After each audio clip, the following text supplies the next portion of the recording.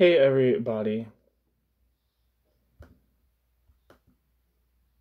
this is a piece titled Totalitarian State Capitalism on the Structure and Historical Function of Soviet-Type Societies by Andreas Wildt.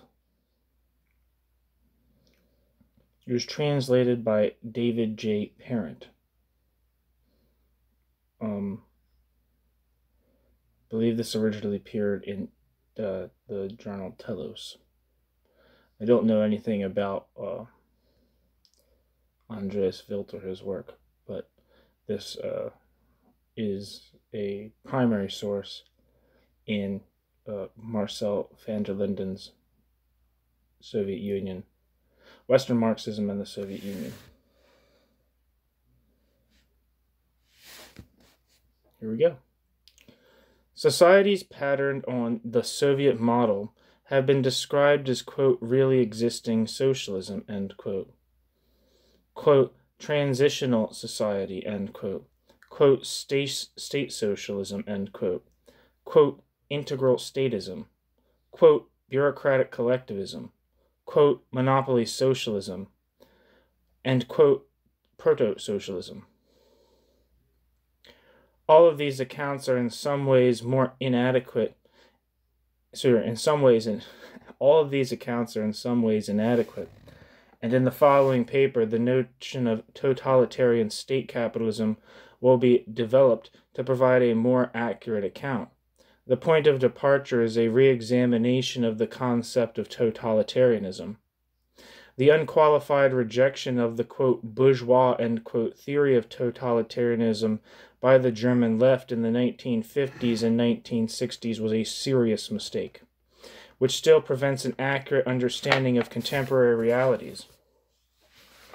Originally developed by the Council Communists in their disputes with the Bolsheviks, the analysis of Soviet-type societies as totalitarian leads to an account of these societies as, quote, state capitalist, end quote. In order to develop this account, a critique of Barrow, he's referring to Rudolf Barrow, is necessary since Barrow has provided the most complete Marxist analysis of Soviet-type societies so far. This is in reference to Rudolf, it says right here in the footnote, Rudolf Barrow, Die Alternative zur Kritik des real existierend Sozialismus. The English translation has appeared only recently as The Alternative in Eastern Europe.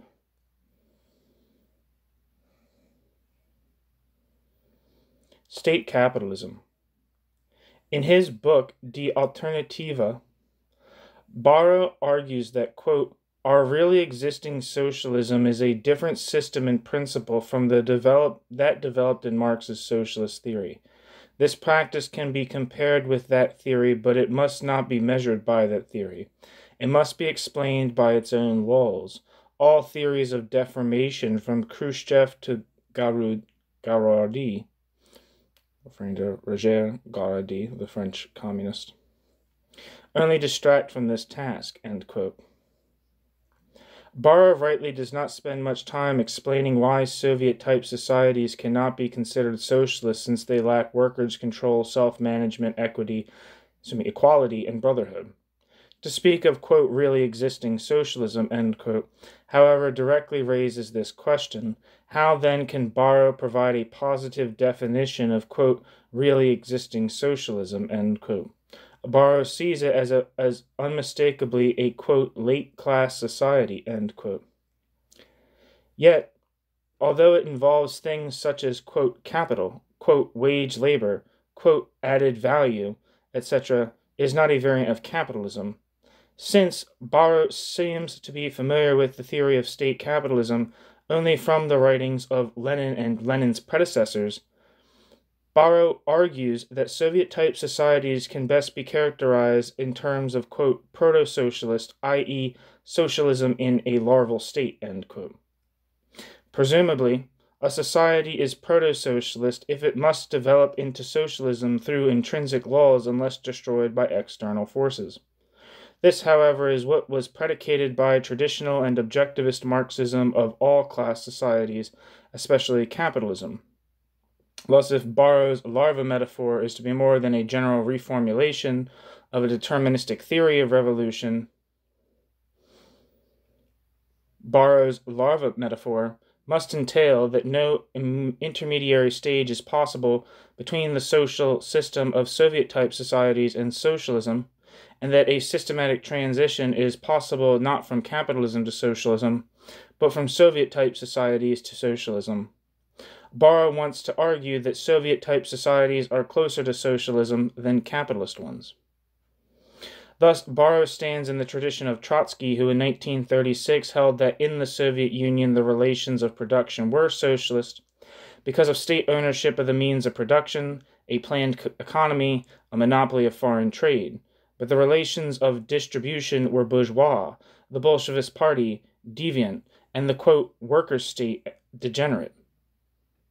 Trotsky saw these contradictions between base and superstructure, the relations of production and of distribution, as possible only during a short transition period. The nature of the Soviet Union would be decided by the class struggle following the proletarian offensive in Spain and France in 1936. Yet for Trotsky, the forthcoming revolution in the Soviet Union would be merely political in character.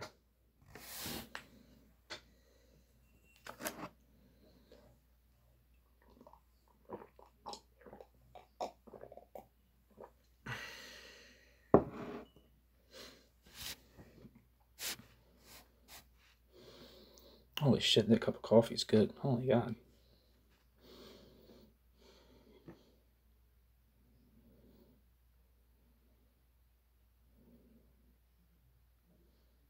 This position was discredited by the Comintern's counter-revolutionary policy in the Spanish Civil War, the Hitler-Stalin Pact, Russia's imperialist policy in World War II, and the Comintern's strangulation of every independent mass initiative in Europe.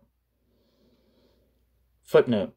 As is well known, the Barcelona workers responded to repression by the Communist Party in May 1937 by erecting barricades and attacking the Communist Party's offices.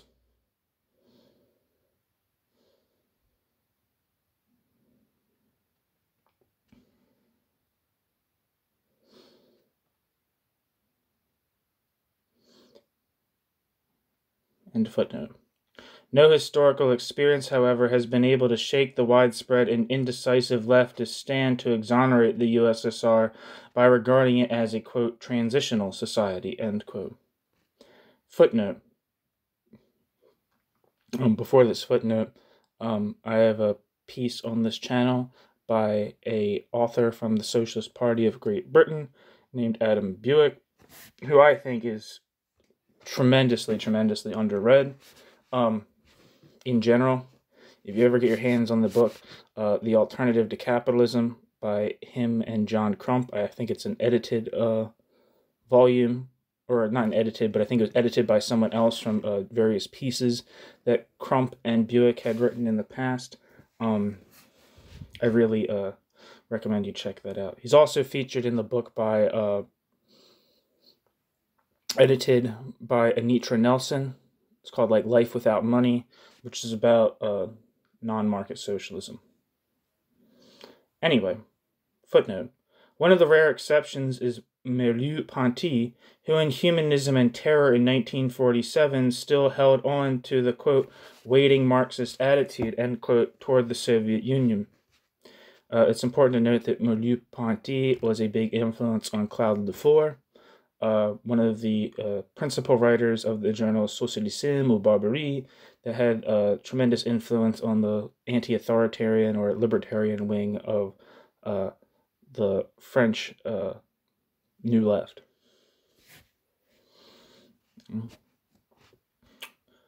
When Merleau-Ponty discovered the truth about the concentration camps and when the Soviet Union did not stop the Korean War, he dropped his stance of, quote, sympathy without consent, end quote, and called for an analysis of Soviet-type societies as, quote, variants of a more general economic system, end quote. See Maurice Merleau-Ponty, The Adventures of the Dialectic. See also, I can't learn. It's in German. This volume also contains an essay of Haidt and Mangan on Parteivergesellschaftung, which undermines the theory of a quote transitional society, end quote, concerning the Soviet by a thoroughgoing critique of Leninism.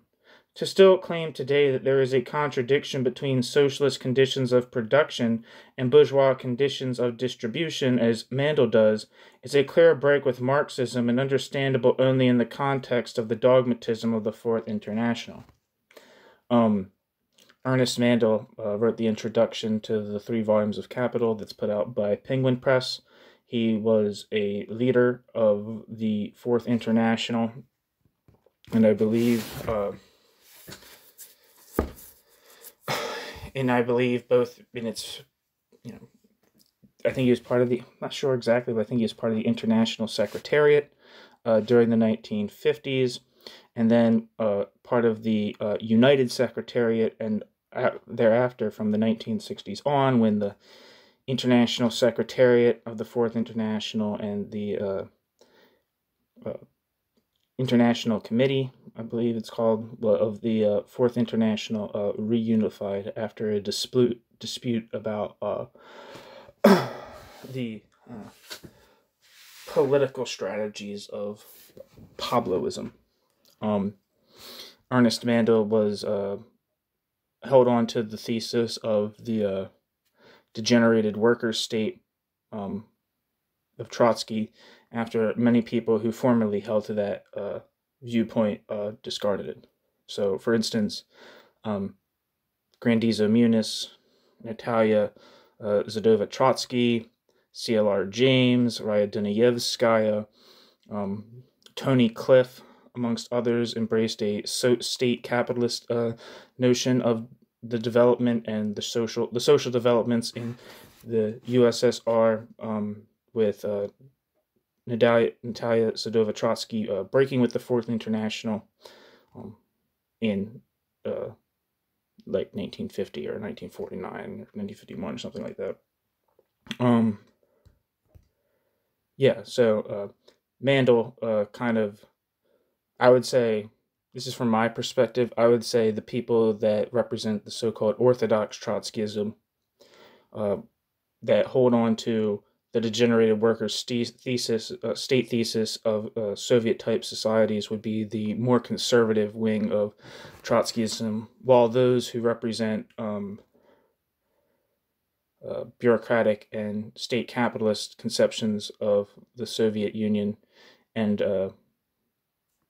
the states that it created in the wake of World War II as state capitalists, as the more left wing of Trotskyism. Anyway, end footnote. Thus, although her views should logically lead her to the state capitalist thesis, Rasanda continues to ascribe to the theory of the quote, transitional society, end quote, despite Rasanda's refusal to equate relations of production and of ownership. Quote, socialist society is a transitional society.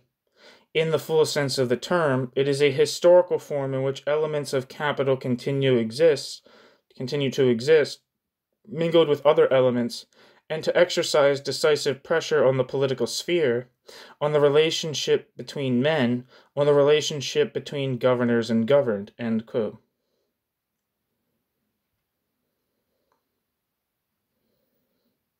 Footnote. Rasanda, Revolutionary Intellectuals and the Soviet Union in the Socialist Register, 1974. End footnote.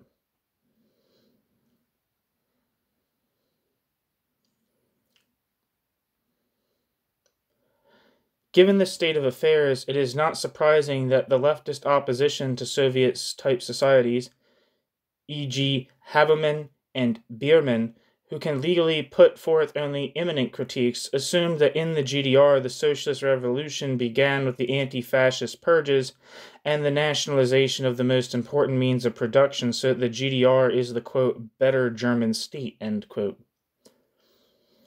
Footnote. For instance, the interviews in the Frankfurter Rundschau, December 30th, 1972, and October 22nd, 1975. More recently, however, Habermas himself has written, quote, "It is an error to believe that in the GDR we had begun building socialism, even if without the full consent of the people, and that despite all the inadequacies of, quote, previous achievements, end quote, it were just a matter of further developing and expanding socialist democracy. How can one, quote, expand, end quote, a democracy that does not even exist?" End quote. Robert Habermas, quote, "Volksfront im Westen, Sozialismus im Osten. Ein Widerspruch." In Kurzbuch, 46, 1976, end footnote. Actually, the social system in the GDR is based on the repression of the anti-fascist committees, which after 1945 are becoming organs of revolutionary power, on the liquidation of the factory council movement. I've never heard of that. That's very interesting. I would like to know more about that. Footnote. Die Starets. Sozialismus in einem halben Land. Zur Programmatik und Politik der KPD-SED in der Phase der antifaschistisch-demokratischen Umwälzung in der GDR. And also Benno Sorel, Arbeiter gegen den, quote, Kommunismus, end quote, zur Geschichte des proletarischen Widerstands in der GDR, 1945 to 1958. Bierman concurs with this in his best writings, e.g. the thesis of one of the songs of the Cologne concert that became the pretext for his expulsion, that socialism ultimately can be prevented by wanting to, quote, expand it, end quote. End footnote.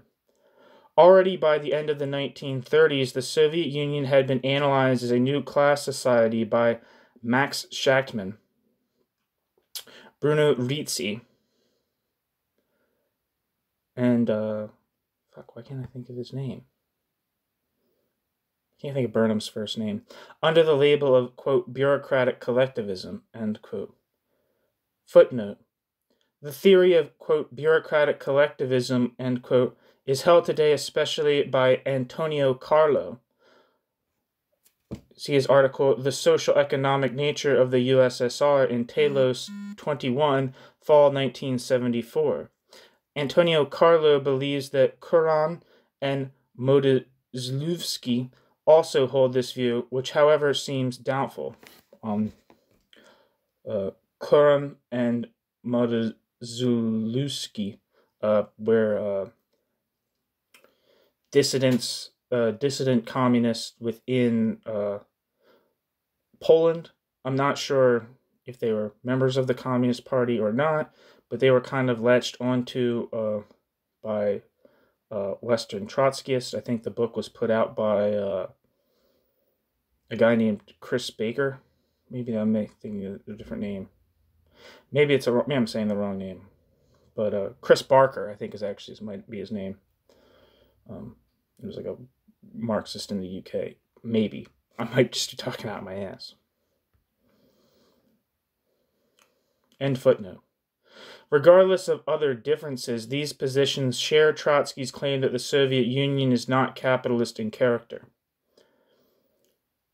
Footnote. See Theories of State Capitalism, which appeared under the authorship of Calvin in Revolutionary Perspectives 1, Glasgow, 1976. Yeah.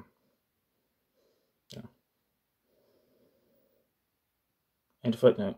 Castoriadis also holds this thesis of a new bureaucratic class society, and more recently, anti-Stalinist investigations of the Soviet Union, especially by Antonio Carlo and Hillel Ticktin, combine the thesis of its retrogressive development into a capitalist market economy since Stalin's death or the 1955 economic reforms. Footnote. Cornelius Castoriadis, Les Rapports de Production in Russie, reprinted in La Société Bureaucratique. Later, Castoriadis interprets the Soviet Union as bureaucratic capitalism. His The Social Regime in Russia, Telos 38, Winter 1978-79, and Hillel Ticktin's Toward a Political Economy of the USSR and Critique 1, for a positive evaluation of Ticktin, see O. Kaltscheuer, Theoretische Aspekte der Innenkritik der sowjetischen Gesellschaften in Politikon 50, February 1956.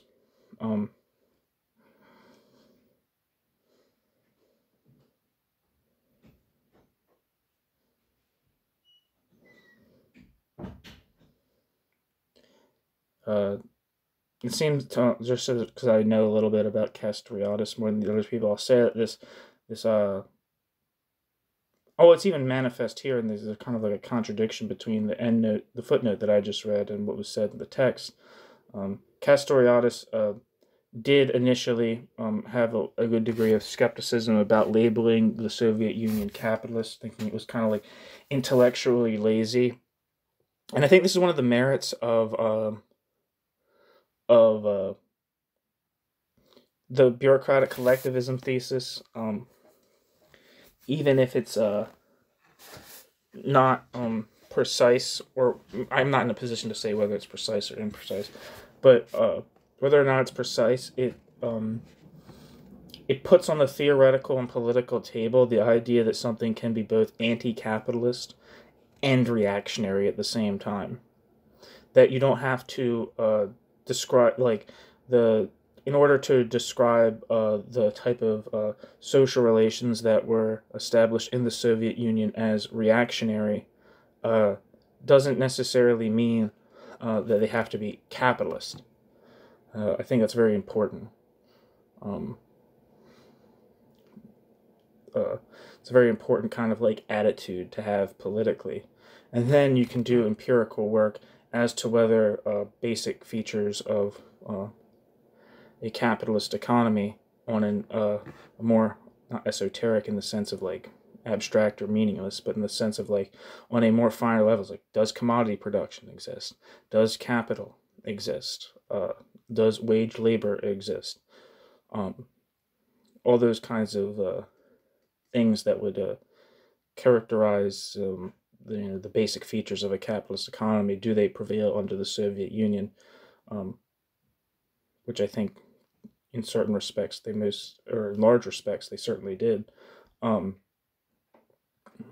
think from there you can you can do like the discussion of whether it was degenerated worker state or state capitalism or bureaucratic collectivism, those finer like theoretical details. But I think for political reasons, the notion that something can be anti-capitalist or non-capitalist and reactionary is an important rule of thumb to hold on to when discussing conceptions of what a substantially emancipatory social alternative to capitalism would be. Excuse me. Barrow's account of the, quote, proto-socialism, end quote, of Soviet-type societies can be understood as an attempt to radicalize and strengthen the thesis of the non-capitalist class structure of these societies. Barrow sees the social structure of proto-socialism as ultimately based on the dominant social division of labor, especially against the domination of mental labor over physical labor. Implicitly polemicizing against Trotskyists, Barrow concluded that, quote, mere political changes by themselves would improve nothing in the realities produced by the present order and resulting from its exploitation. We must realize how the prevalent social division of labor manifests itself on the level of modern industrialism, end quote.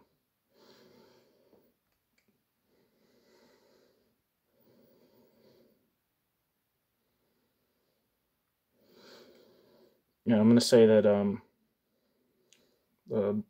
that's compatible. Sorry for talking all the time, but talking to myself. Castoriadis had a similar idea. For him, what characterized contemporary industrialism, both in the East and West, was a radical gap, a thickening gap opening between directors and executants, and that which it would be mental labor being associated with directors, and physical labor being associated with executants. So he kind of has a similar thing to what Barrow is being said here. There's a footnote. No, there's not. Lied. Barrow's detailed program for the socialist transformation of, quote, proto-socialism, end quote, is therefore one of cultural revolution. Although non-capitalist revolutions cannot lead to socialism, nonetheless, quote, mankind with the revolutions in Russia and China, with the revolutionary process in Latin America and Africa and India, is taking the shortest road to socialism, end quote. This means that socialist revolutionaries in advanced capitalism alone cannot lead to a socialist society, and that anti-capitalist revolutions can lead only to proto-socialism.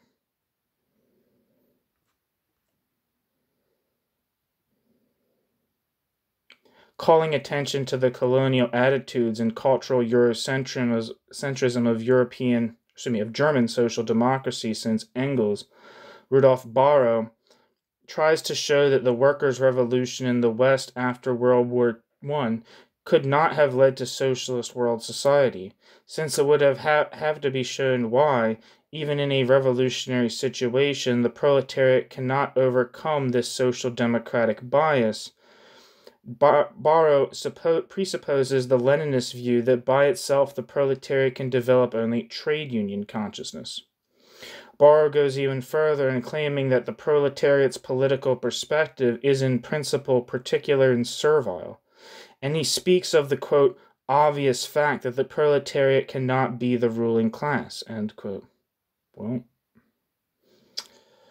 footnote. Barrow sees European society as a whole as particularistic. Quote, for the European exporting of civilization is in its essence colonialist, even when carried on by a labor government, end quote. End footnote. If proletarian revolutions in the West cannot relieve the countries kept underdeveloped by imperialism from having to undertake an independent economic development, the revolution there cannot lead to socialism. Barrow rejects critiques of the Leninist policy during the Russian Revolution as follows, quote, nonetheless, it can simply not be explained from Marx how a pre-capitalist country can be industrialized without wage labor and without extra economic forced labor. The abolition of capitalist private property there means a decision for terrorism, or for an unending developmental torture if no stable dictatorship comes about, and the real problem consists in its productive function, end quote. Barrow.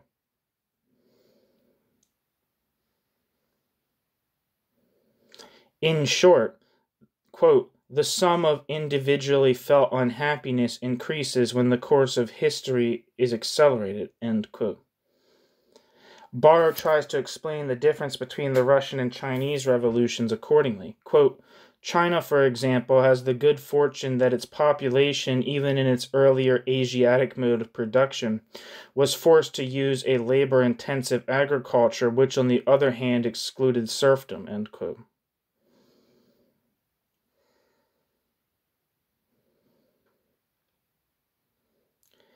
Footnote. In the Russian Revolution, the problem of national disunity compounds that of labor discipline. Quote, "Under these circumstances, a factory council system functioning from below in the heavy industry concentrated in a few localities would inevitably amount to a particular cooperative association against the majority of the nation." End quote. Borrow. Borrow's critique of council communism goes even deeper. Quote, "It can at any rate not be an accident that the principle of workers' councils has never yet led to the desired results. Precisely in really existing socialism is it proved with all clarity that the industrial proletariat as such does not have the predicted perspectives. What Marx compressed into the concept of a world historical mission of the proletariat dissolves into the history of non- or post-capitalist industrial societies." End quote. Borrow. End footnote. Within these premises, Borrow's non-doctrinaire critique and a materialist understanding of the structure of Soviet-type societies becomes a defense of the history of workers' organizations, especially of the Bolshevik Party. Borrow even holds that to refrain from appointing plant managers from above would have meant the end of Soviet power. In summary, Borrow argues that, quote, "The apparatus originally did not take away any positively perceived rights and activities from the working masses. It can only be reproached for reproducing the old disenfranchisement." End quote.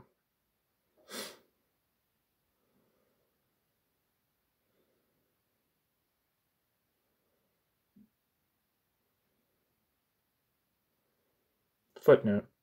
Borrow defends the establishment of the Bolshevik Party dictatorship over the councils as follows, quote, "Since the working class can absolutely not be homogeneous, and since the working class cannot rule like a, quote, sack of potatoes," end quote, "the necessity of such an organization of its political life as ruling class, bracket, namely the party, end bracket, is understandable. Moreover, the old German social democracy did not organize its influence any different. The Leninist conception does not have the least lacuna. As long as one affirms the rule of the working class under the given conditions as at all a reality." End quote. End footnote. This typically Leninist account, however, will not withstand historical examination. Contrary to the Bolshevik critique of a narrow enterprise-centered, quote, "syndicalism," end quote, which was merely an expression of the Bolshevik claim to a monopoly power, the factory committees were the ones who in 1917 prevented the country from economic collapse and who undertook the central planning of the economy, but were soon forced to buckle under the unions and hence to the party and the government apparatus.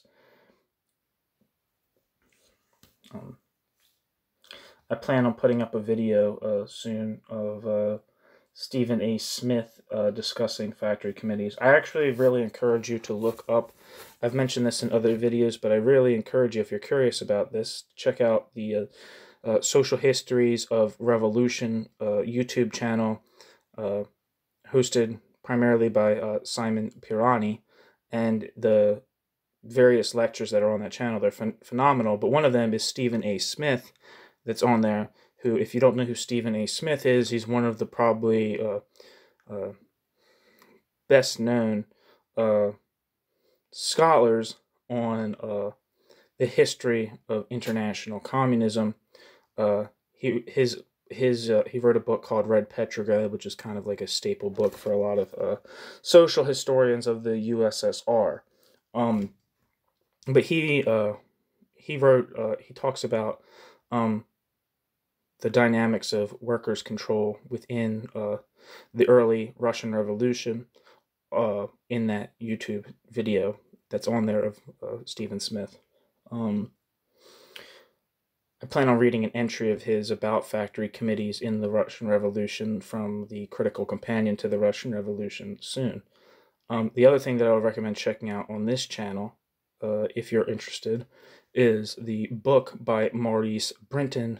I think it's called Bolsheviks and Workers' Control, but it's about the stripping of power from local, not particularist, not self-serving, like strictly enterprise-based factory committees, but factory committees with a very serious level of national and international intention.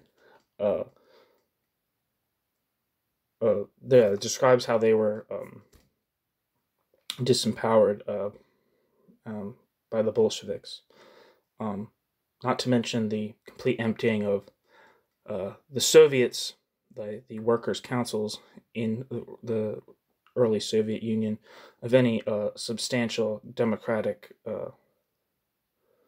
content. Anyway, but yeah, check out some of that stuff on factory committees.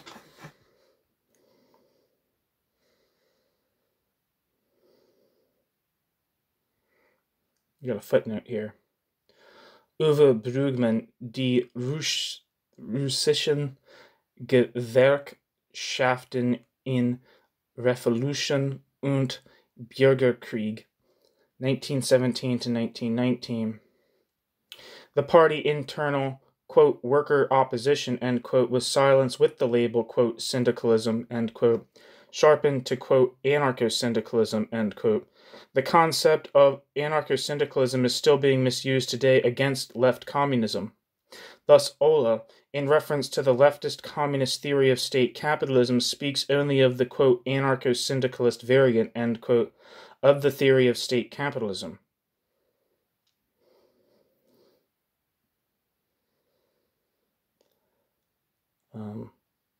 How senseless, this is the reference to some German books, Zur Problematik der Malstrukturalistischen Theorie des Staatkapitalismus in Schulze Übergangsgesellschaft. How senseless this view of terms is can be seen from the fact that N. Osinski, the spokesman for the Bolshevik left, who criticized the concept of the majority as, quote, state capitalist, end quote, rejected the reproach of syndicalism against the policy of plant committees, and at the same time opposed a, quote, syndicalist, end quote, structure of the economic council system. End footnote. Another footnote.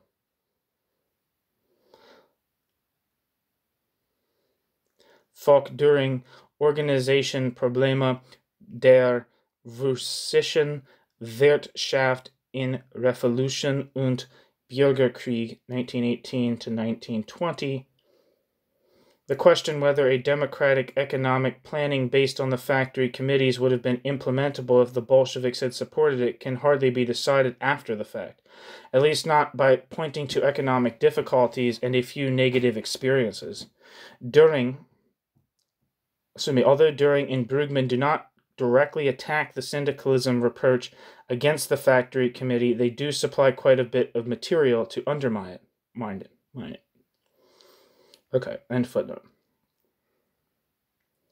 The grassroots democracy movement had such strong mass support that at the beginning of 1918, it almost led to a split in the Bolshevik party. The Bolshevik Commissar economy demoralized collectivist initiatives and in turn led from one economic catastrophe to another. For instance, see Volin, Die Unbekannte Revolution, which I think is The Unknown Revolution by Volin, which is like an anarchist history of the Russian Revolution from a participant. And it says here, Frederick Pollock, Die planwirtschaftlichen Versuche in der Sowjetunion.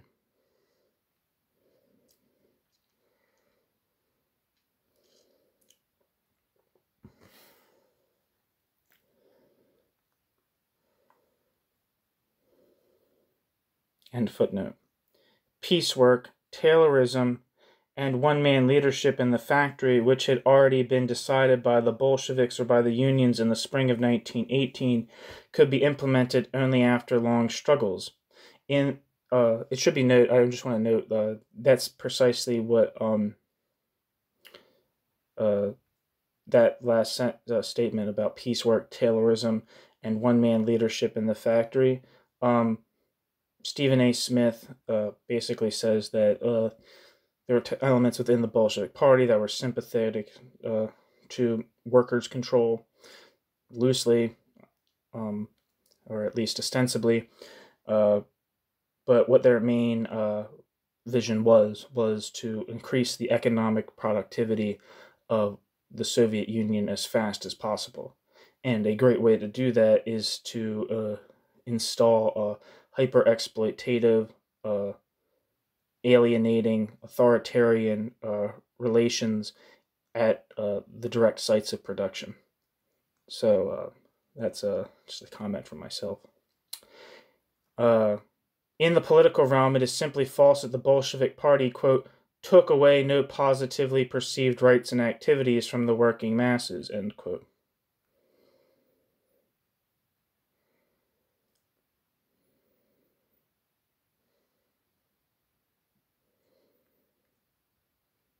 Barrow seems aware. There's a footnote there, but it's just citations of German books.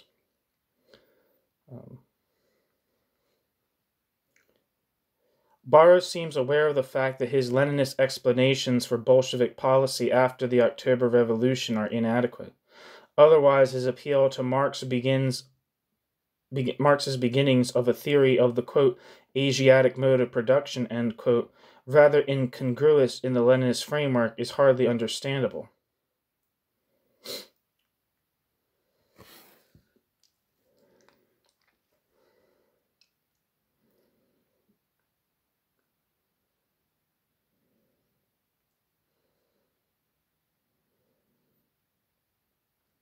The Asiatic mode of production can be schematically categorized as a combination of residual forms of peasant common ownership with a despotic state economically and politically strong enough to restrain the tendencies for the development of social classes based on private property.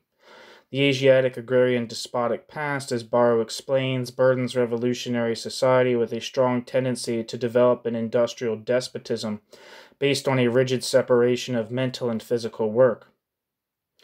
Barrow's recourse to the theory of the Asiatic mode of production has two weaknesses.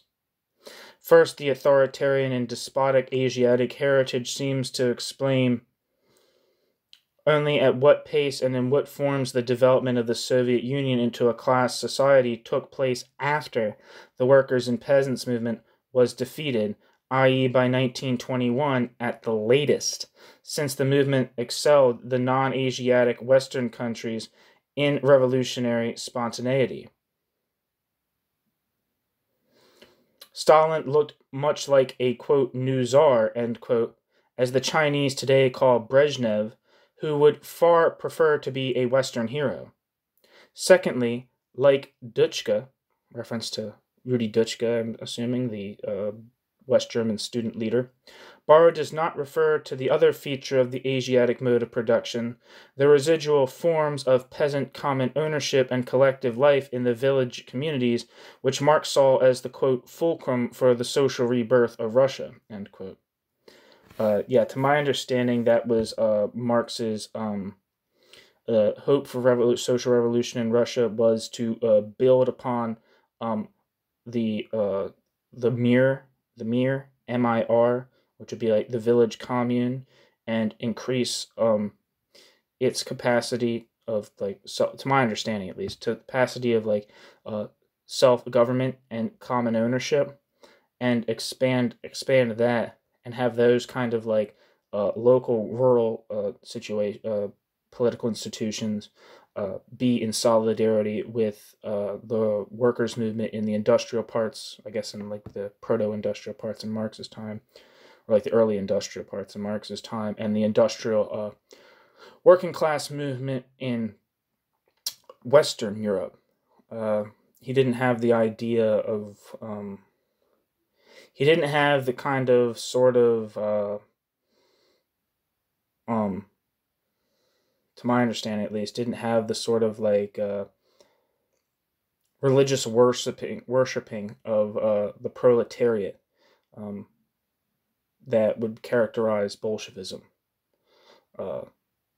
which kind of like either in one case like completely instrumentally or like didn't view the Russian peasantry as a revolutionary force in and of itself that was possible of establishing any kind of positive socialist content.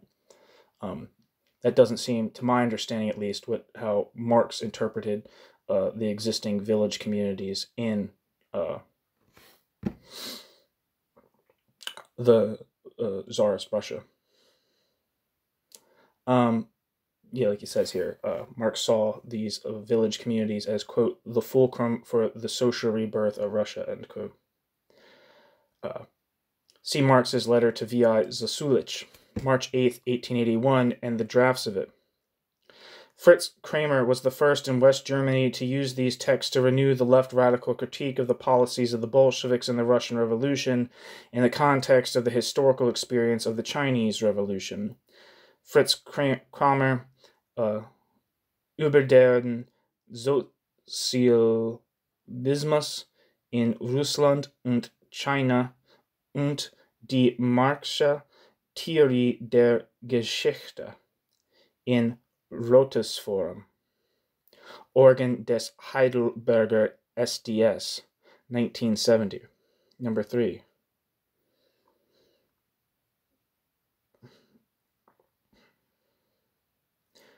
See Fritz Kramer's Kollektiv wirtschaftliche Ursprünge des Sozialismus in China und Russland in Gesellschaftsstrukturen, edited by Meshkat and Knecht, which will probably be Oscar Knecht, of the second generation, I guess you'd say, of the Frankfurt School.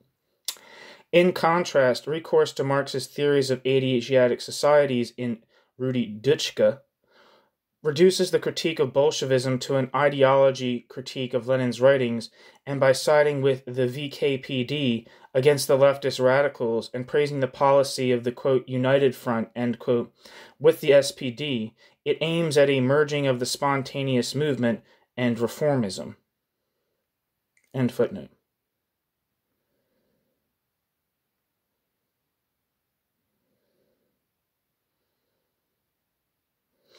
The Bolsheviks, however, made no attempt to revive the European village community in the revolutionary peasant movement, and they persecuted the radical peasants' party of the left social revolutionaries to extinction.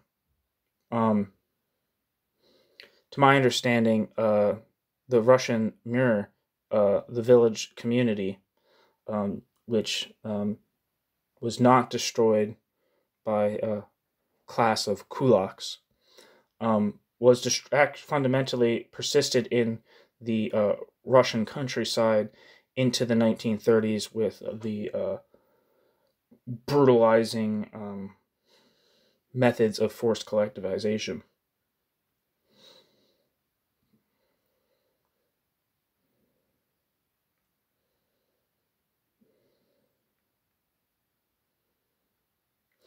Their policy, therefore, can be explained neither by the immaturity of the proletariat, nor by objective economic constraints, nor by the Asiatic heritage, especially in rural life, but only by the state capitalist horizon of the social democratic world movement, whose radical wing the Bolsheviks were. Barra notes this himself in regard to organization theory and above all to the understanding of socialism. Quote, The Soviet state monopoly in the economy represents in many respects the direct counterpart to the state monopoly tendencies of Western Europe as extrapolated at the time by the masterminds of the Second International, and in particular the trend of the German military economy." End quote.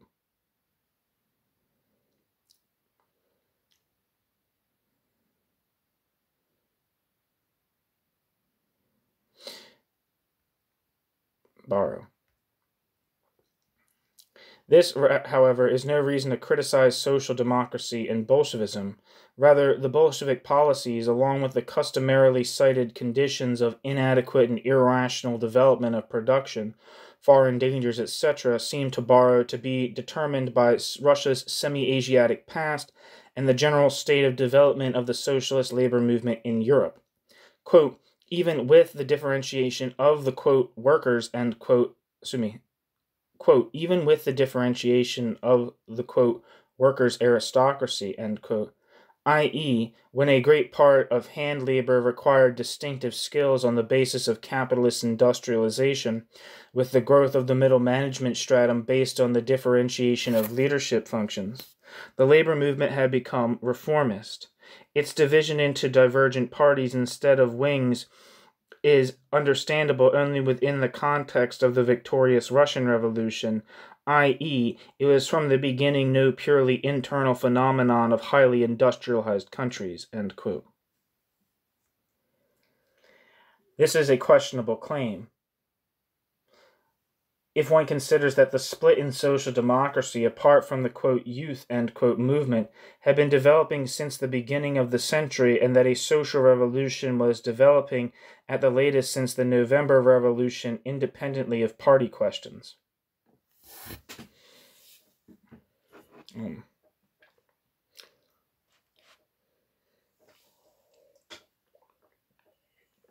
To my understanding, based on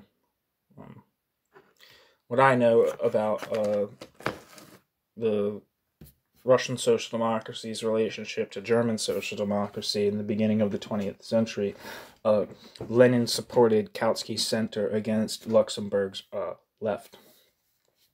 I don't know the details of that dispute, but I think it is the case. Borrow sees the connection between social democratic state capitalism and Leninist theory thus. He explicitly deals with Lenin's writings on this subject from 1917 on.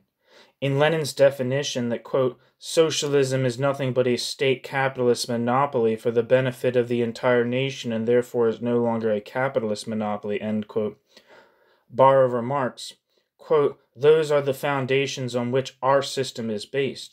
We need not delay here with the accent on state capitalism. Lenin also applied the category in a more special sense to genuine capitalist elements which are linked differently as concessionaries to the political state.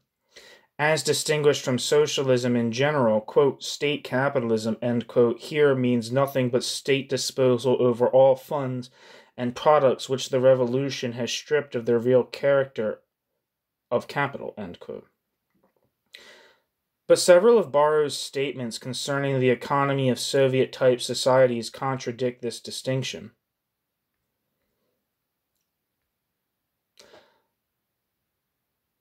Footnote.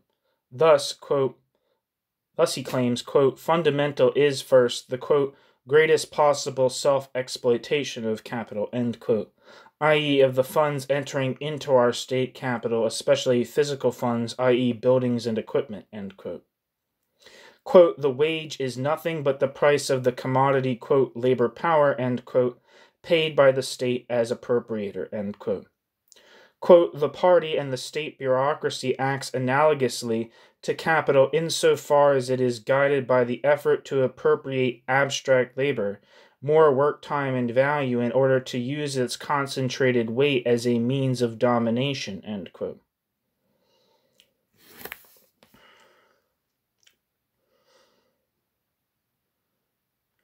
End footnote. That Barrow does not develop a theory of state capitalism is probably due to the fact that he believes Soviet-type societies to be closer to socialism than Western capitalism, and he does not think much of the revolutionary potential of workers in, quote, proto-socialism, end quote. Quote, none of the earlier and none of the most recent social collisions leads to any conclusion which even approximately could be interpreted as the development of an authentic power of workers, exclamation point, end quote. Barrow. This is difficult to understand in view of the council movement in the Soviet Union in 1917 to 1921, Hungary in 1956, and the most recent beginnings in Poland, unless Barrow lacks elementary information, although there are indications that such beginnings will be able to develop fully only within a more general revolutionary cultural movement whose character Barrow has described in detail. Barrow's theory of history makes it possible to understand his concept of, quote, proto-socialism, end quote, more precisely. The concept does not mean that, quote, really existing socialism, end quote, is a preliminary form of socialism, but that Western capitalism was and is much further removed from socialism than Marxism had assumed. The experience of Eastern Europe is one condition why the socialist movement in the West cannot go beyond its state capitalist and cultural imperialistic horizon. One conclusion to be drawn from this would be to characterize Soviet-type societies as state capitalism, since their real development may enlighten Western socialism concerning its own unrecognized premises. Barrow avoids this conclusion by emphasizing the decisive significance of the Asiatic heritage. This thesis, however, removes, quote, proto-socialism, end quote, still further from socialism than the organized Western labor movement, which is to a great extent state capitalistically stultified. Since Marx's concept of capital essentially implies the latent power of the proletariat, it is thus quite logical for Barrow not to seriously consider the theory of state capitalism for Soviet-type societies. The thesis concerning the capitalist character of Soviet-type societies is today almost exclusively known in the theoretically ambiguous Chinese Communist Party version. The Chinese speak first of the, quote, restoration, end quote, of the capitalist market economy through the 1955 economic reforms, then of a new, quote, state bourgeoisie, end quote, i.e. the bourgeoisie of state capitalism. Despite all tendencies toward decentering economic decisions, self-financing, and profit enterprise orientation, one cannot speak of a restoration of the market economy in Soviet-type societies as long as the most important prices are determined primarily by the state.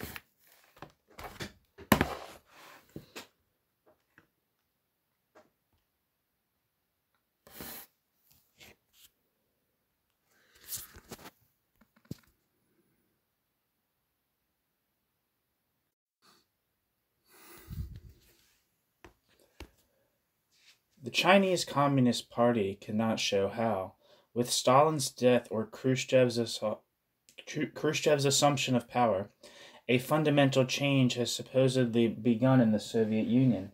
Interesting, Lin Pao, who has long since been removed from office, stated at the time of the offensive of the Cultural Revolution in China that the origin of the capitalist restoration in the USSR must be sought in the lack of an experience comparable to the Cultural Revolution, above all in the lack of broad-based Soviet democracy.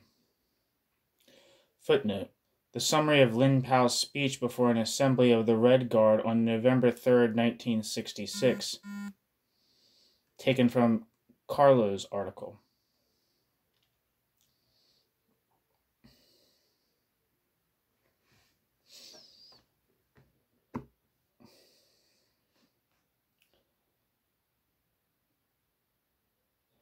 More systematic efforts to develop a theory of state capitalism were those of Amedeo Bordiga within the Italian Communist Party and Tony Cliff, the theoretician of the International Socialists.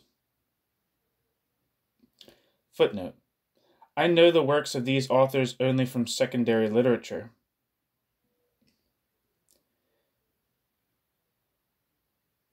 See Amadeo Bordiga, Dialogue avec Staline, in Programme Communiste number 8. And l'économie soviétique et la révolution à nos jours. End quote. Raya Dunayevskaya, Marxism and Freedom. Tony Cliff, State Capitalism in Russia. Rita De Leo's Die Arbeiter und das sowjetische System, or System, is wrongly considered to be an exposition of the leftist radical critique of state capitalism. For Rita De Leo's point of departure is that the Soviet Union at the time of the new economic policy stood under the leadership of the working class. According to Carlo, Rita De Leo stands closer to Bordiga.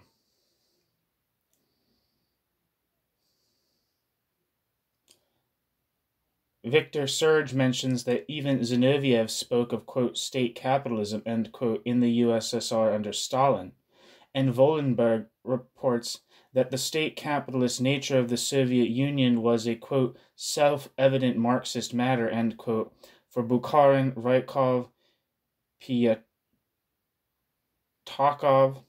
and Krupskaya. Forward by E. Wollenberg to Victor Serge, Erinnerungen eines Revolutionärs.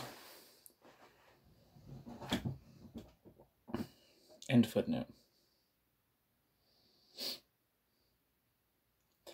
But as with theories of, quote, bureaucratic collectivism, these views hold firm to the proletarian nature of the Leninist phase of the Russian Revolution, and even see Stalinist state capitalism as a progressive system compared with Western capitalism.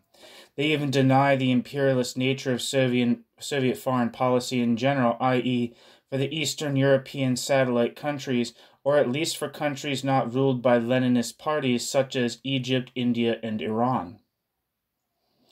Critics of the Soviet Union as a state capitalist society, however, serve other purposes than merely to provide the critique of Stalinism with a theoretical foundation. The critiques of the Soviet Union as a state capitalist society developed immediately after the October Revolution by the Bolshevik opposition, the leftist communists, around Bukharin and Osinski, with the critique of Lenin's state capitalist conception and corresponding policies. Thus, Osinski writes against Lenin, quote, either socialism and the socialist organization are built up by the proletariat itself, or socialism and the socialist organization are not built up at all, but something else is established, i.e. state capitalism, end quote. Osinski. This critique was later developed further by Western left communists in the context of a critique of Leninism. To explain it, it is necessary to go back to Lenin himself. Shortly before the October Revolution, Lenin had already outlined his idea of socialism as follows, quote, socialism is nothing but a state capitalist monopoly for the benefit of the whole nation and therefore no longer capitalist monopoly, end quote.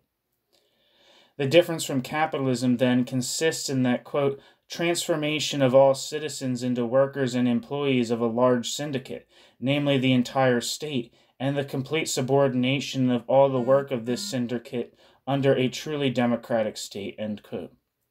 After the October Revolution, Lenin asked, quote, as long as in Germany the revolution is delayed, it is our task to learn from state capitalism, to take state capitalism over with all our strength, to fear no dictatorial methods to accelerate this takeover of state capitalism. In the same way that Peter the Great accelerated the adoption of Western culture by barbaric Russia without hesitating to use barbaric weapons in the struggle against barbarism, end quote. Footnote. Elsewhere, Lenin writes, quote, all society becomes an office and a factory with equal work and equal pay, end quote.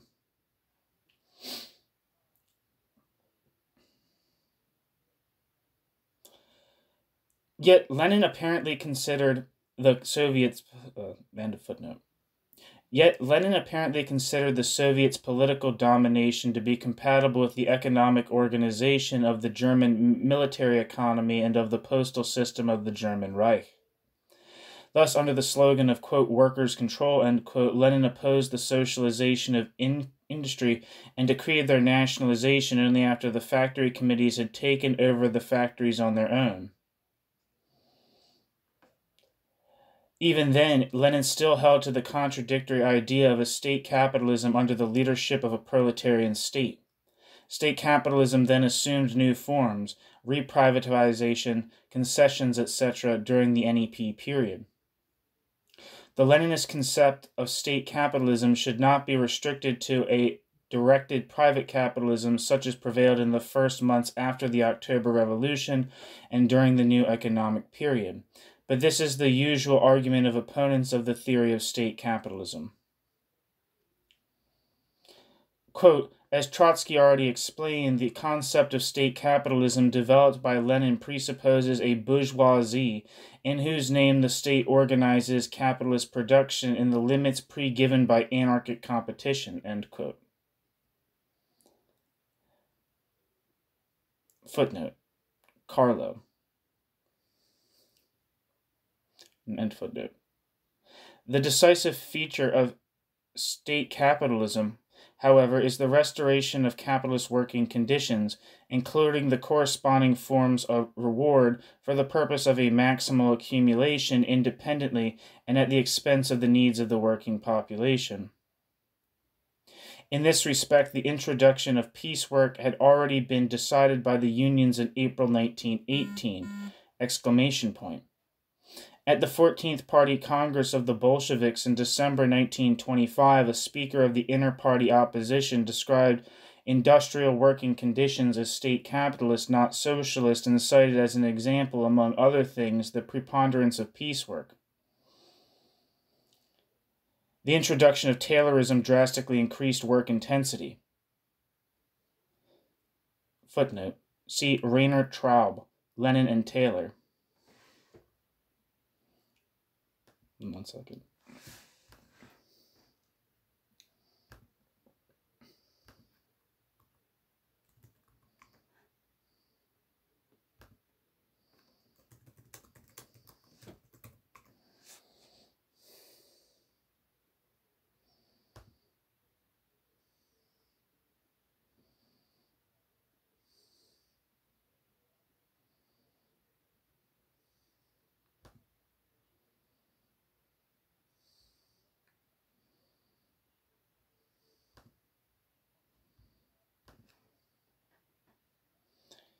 Come on, stinker.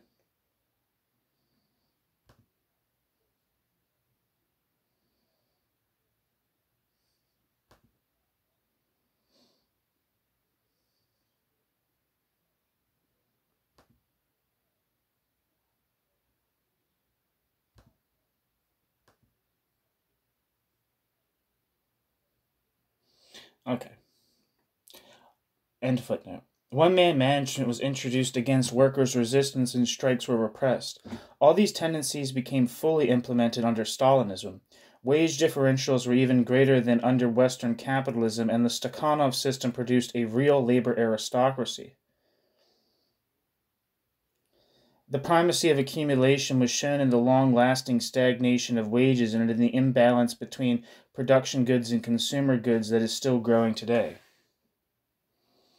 For more information on this, check out the video on this channel by the Soviet historian Donald Filtzer about labor conditions during the 5-year between 1917 and 1945. So the period between from the revolution up until the end of World War II. Maybe it was only up to 1940. I can't remember. Either way, it's a fascinating piece, and I can't recommend Donald Filzer's work enough.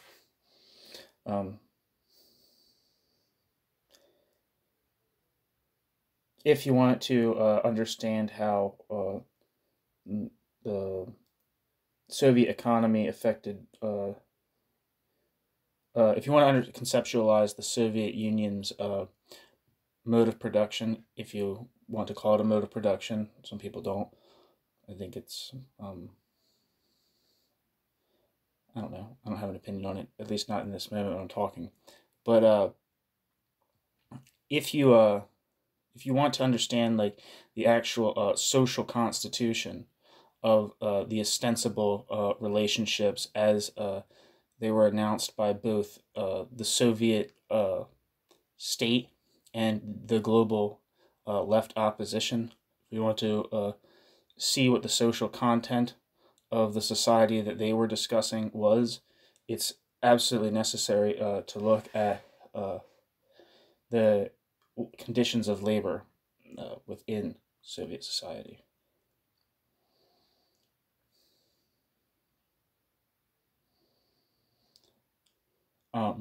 Anyway, the description of the Soviet Union as, quote, state capitalist, end quote, since 1918, or at the latest since 1921, is shared both by Lenin as a spokesman of the Bolshevik majority and the left opposition.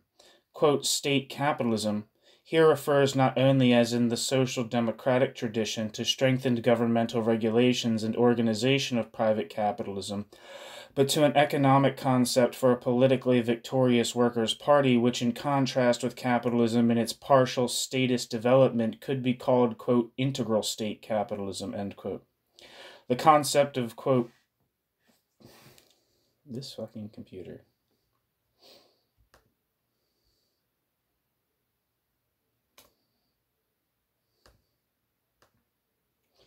Sorry.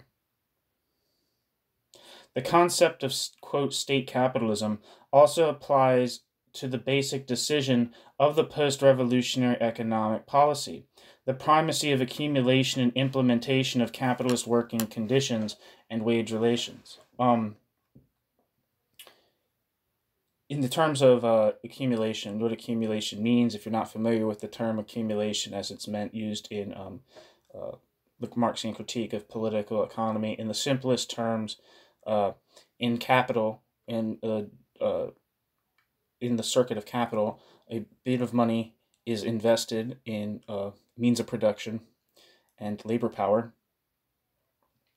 At the end of that, there's produced a commodity that is of an augmented value or increased value that is hypothetically, or at least planned to be sold at the market to at a increased amount of money than was put into the production process to begin with. That money can go into different things. One part of it will be set aside for capitalist consumption, right? The other part of it will be set aside for accumulation. Accumulation being the extension of that the capitalist production process, or that particular product as owned by that particular capitalist on an extended scale. So if you say you invest $100 in a business, and then at the end of that end of a cycle, you have $120. Part of that that $100 will the initial $100 will go back into production, as will the increased sum. So accumulation is taking the growth and then investing further. So it's kind of like investing of surpluses. And one way to increase the surpluses you have for accumulation is to restrict to the utmost degree costs. And one of those costs includes the costs that constitute the wage earners or direct producers' means of consumption. So you can engage in and whether this is and so this is kind of what the primacy of accumulation is, usually, and generally speaking, very hostile to working conditions.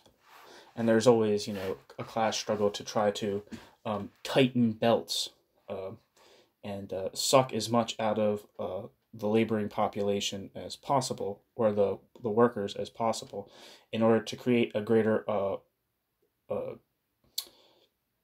augmented sum at the end of the capital process. And so how that looks in a socialist society, in a society that's under a worker state, is do the same thing that you do in in ordinary capitalist relations of production. You tighten belts in order to down the road expand the labor process, and maybe someday you won't tighten belts because you've achieved this some kind of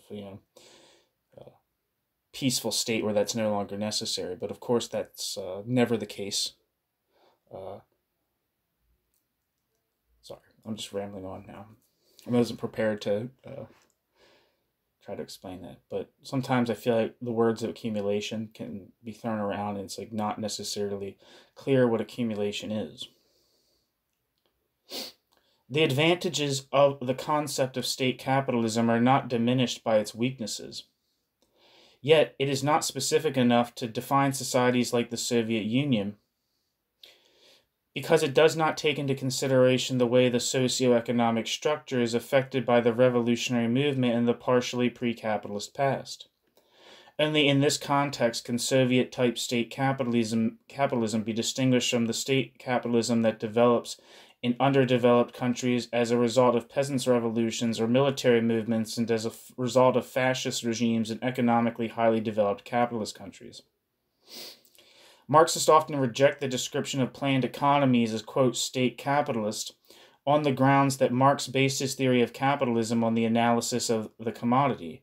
Thus it is argued that one can speak of capitalism only in a market economy, i.e., an economy with a division of labor and independently producing economic units that relate to one another through competition in the marketplace.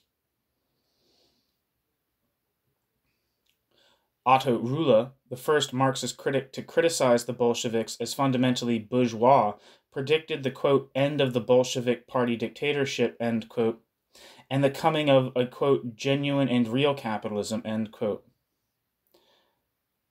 Footnote. Otto Rühle, von der bürgerlichen zur proletarischen Revolution.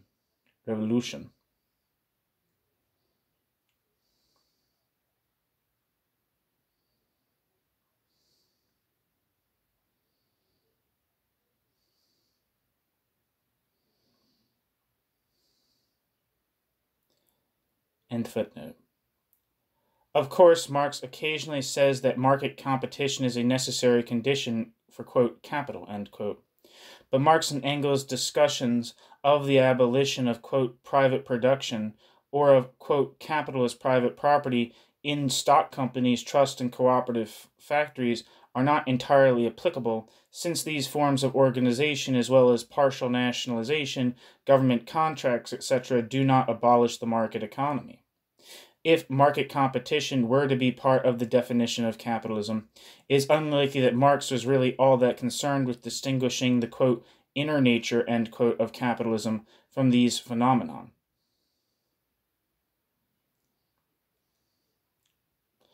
As for the systematic description of capital, a dialectical, quote, development, end quote, can be interpreted so radically that in the course of development, the categories with which the description begins are not just critically relativized, specific, and completed, but abolished.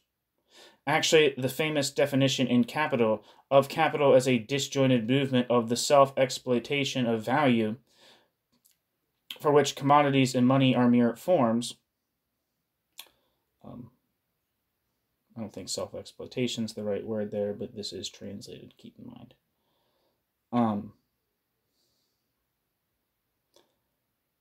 Actually, the famous definition in Capital of capital as a disjointed movement of the self-exploitation of value for which commodities and money are mere forms is only the first step toward a full definition of capital. Disjointedness and self-exploitation are more central to this preliminary definition than commodity and money, and are followed by the definitions of, quote, the domination of reified labor over living labor, end quote, which implies not mere exploitation, but, quote, the specifically capitalist mode of production, end quote, with, quote, real subsumption, end quote, and accumulation.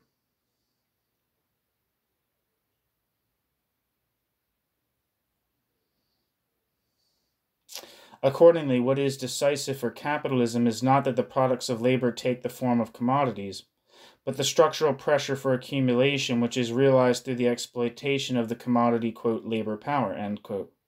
Whether this compulsion for accumulation is the result of market competition or otherwise is secondary. Footnote. Of course, it is by no means historically contingent that capitalism developed in the milieu of commodity production, but it is certainly questionable whether capitalism's genesis can be explained just by the dynamics of market competition.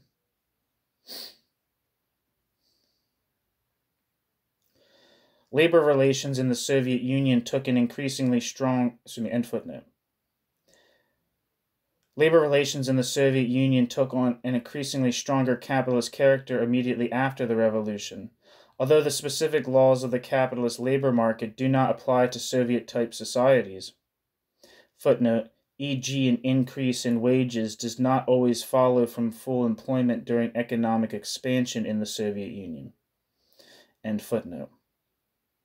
The bringing together of the means of production and workers by purchasing the commodity, quote, labor power, end quote, is similarly mediated. While Ritzy claimed that Stalinism involved a sort of slave society, absenteeism and changes of workplace corresponded to those in comparable industrial states.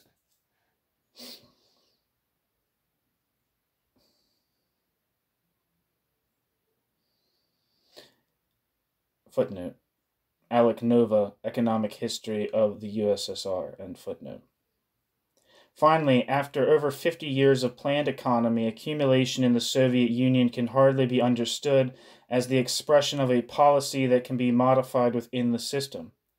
Despite all promises to the contrary, wages have remained low and the consumer goods sector has remained hopelessly underdeveloped compared with the industrial sector. Even the members of the Polish opposition, Koran and Medzalewski, in the 1950s based their analysis on an independent, self-motivated accumulation. Footnote. Koran and Medzalewski start with the production goal of, quote, production for production's sake, end quote. Ufener Brief an die polnische Vereinigte Arbeiterpartei. Hoffmann und Champ, 1969.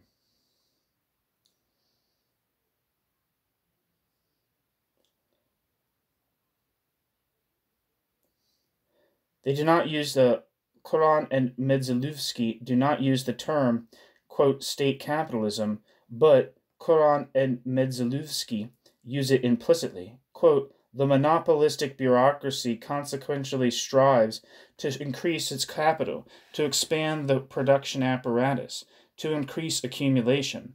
It is the custodian of collective capital and tends to increase it, exactly in the same way the individual capitalist is the custodian of private capital.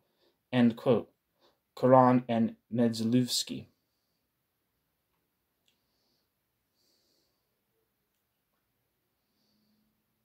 End footnote. The high rate of accumulation cannot be adequately explained by competition on the world market. Footnote. But even Maddock claims this. See his Marx and Keynes, Boston, 1969, end footnote.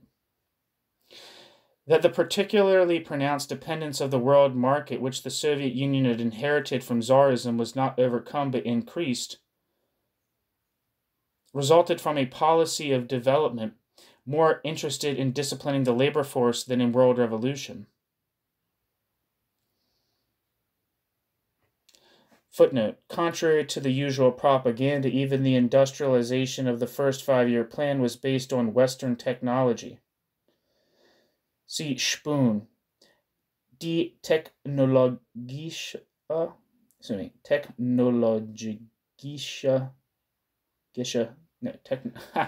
die technologische Abhängigkeit der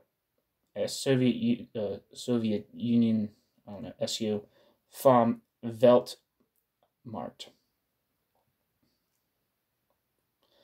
which I'm going to assume is technology, something in the Soviet Union, from world market or something like that.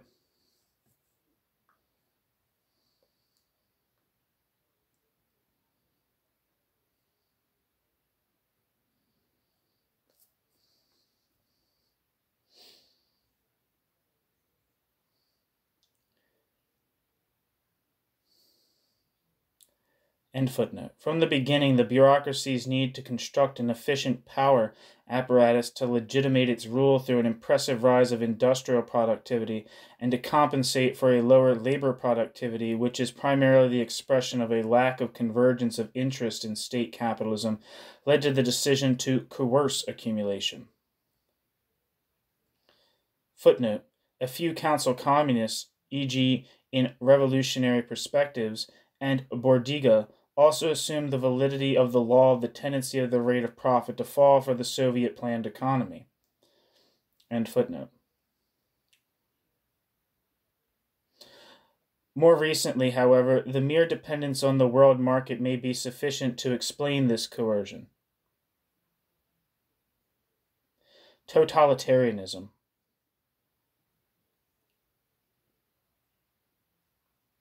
When applied to non-fascist systems, quote, totalitarianism, end quote, has been used to establish close connection between non-fascist and fascist systems. The characterization of Soviet-type societies as, quote, totalitarian state capitalist, end quote, in the following pages is meant to express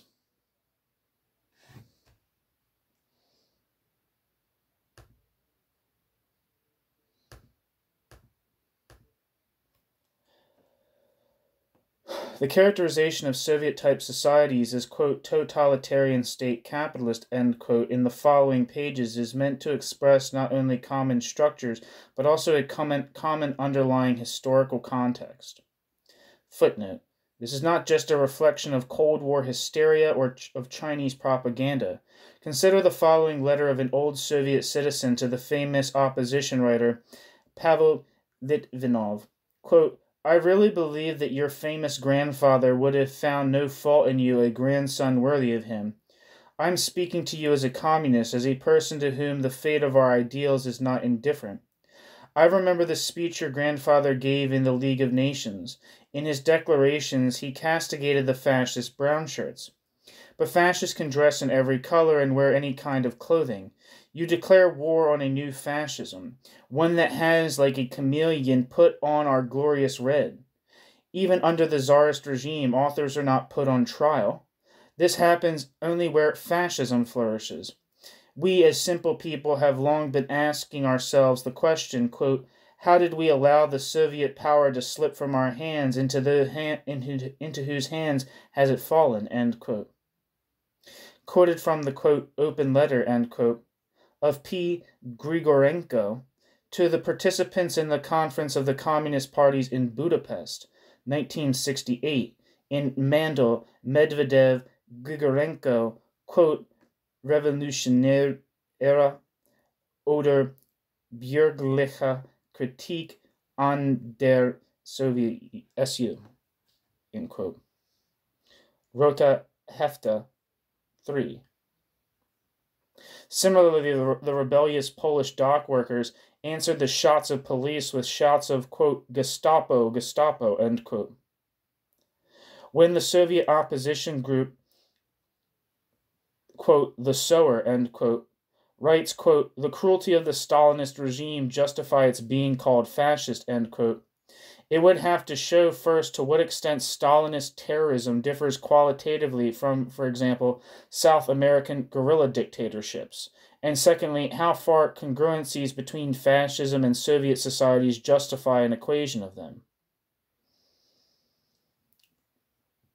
See Boris Luvitsky, Die linke Opposition in der Sowjetunion.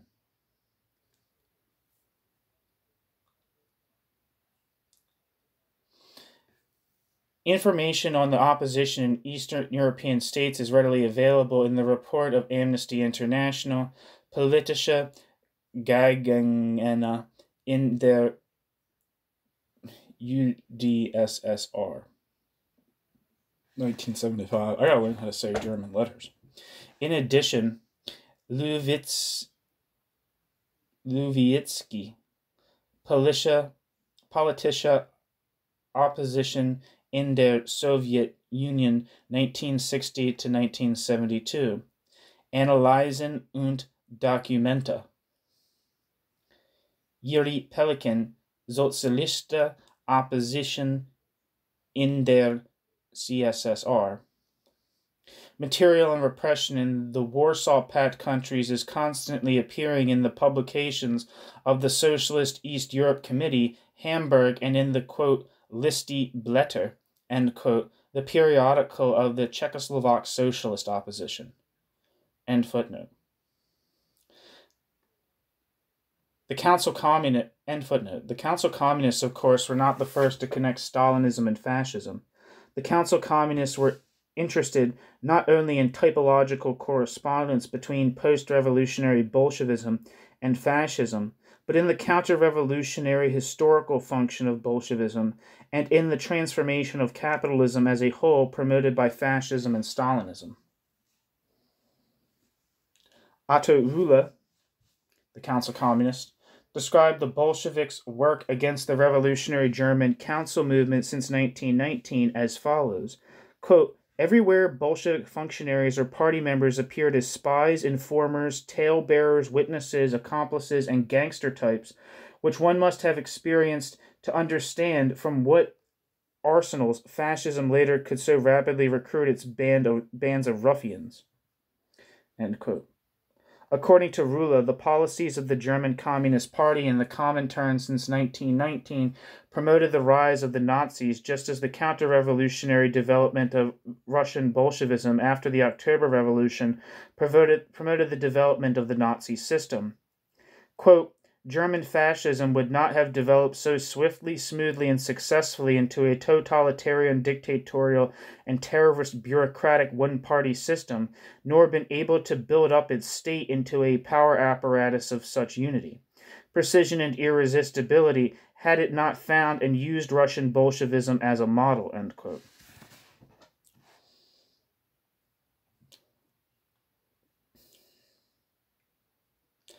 Footnote. Otto Rühle, Brauner und Roter Faschismus. In Schriften Perspektiven einer Revolution in Hachindustrialisierten Ländern and Weltkrieg, Weltfaschismus, Weltrevolution.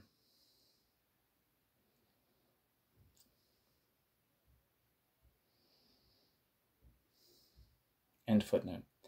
As for the Soviet Union itself, Paul Maddock comments on Trotsky's view, quote view, that Bolshevism in Russia in 1917 had prevented the rise of fascism, end quote. That, quote, "it should long since have become clear that all that Lenin and Trotsky prevented in Russia was the use of a non-Marxist ideology for the fascist reconstruction of Russia," end quote. Footnote. Paul Maddock, Bolshevismus und Stalinismus, Introduction to Willy Hun, Trotsky, der gescheiterte Stalin. Incidentally, Matic weakens his thesis in the cited passage by incorporating it into a global perspective. Quote, in all aspects, the three systems, Bolshevism, fascism, and capitalism, are identical and represent just different stages of the same development, end quote.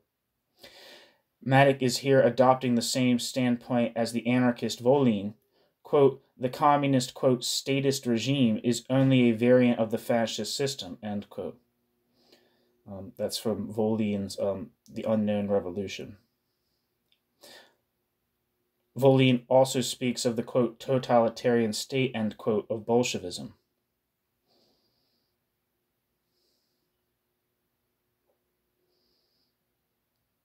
End footnote. Matic's view that in the Russian Revolution the Bolsheviks had done as much as was historically possible does not detract from the fact, quote, that Lenin's role was less terroristic than Stalin's is questionable. Like Stalin, Lenin too classified all his victims as, quote, counter-revolutionaries, end quote. A Bolshevik, quote, tolerance, end quote, towards such non-Bolshevik organizations as the social revolutionaries in the first phase of Lenin's rule stemmed not, as Trotsky claims, from Lenin's democratic inclinations, but from the impossibility of destroying all non-Bolshevik organizations at once. The totalitarian features of Lenin's Bolshevism increased to the extent that his control and political power grew, end quote. Similarly, quote, all beginnings are naturally small, and Lenin and Trotsky's Bolshevism differ from present-day Stalinism, just like Hitler's brown terrorism of 1933 differed from the National Socialism of World War II, end quote.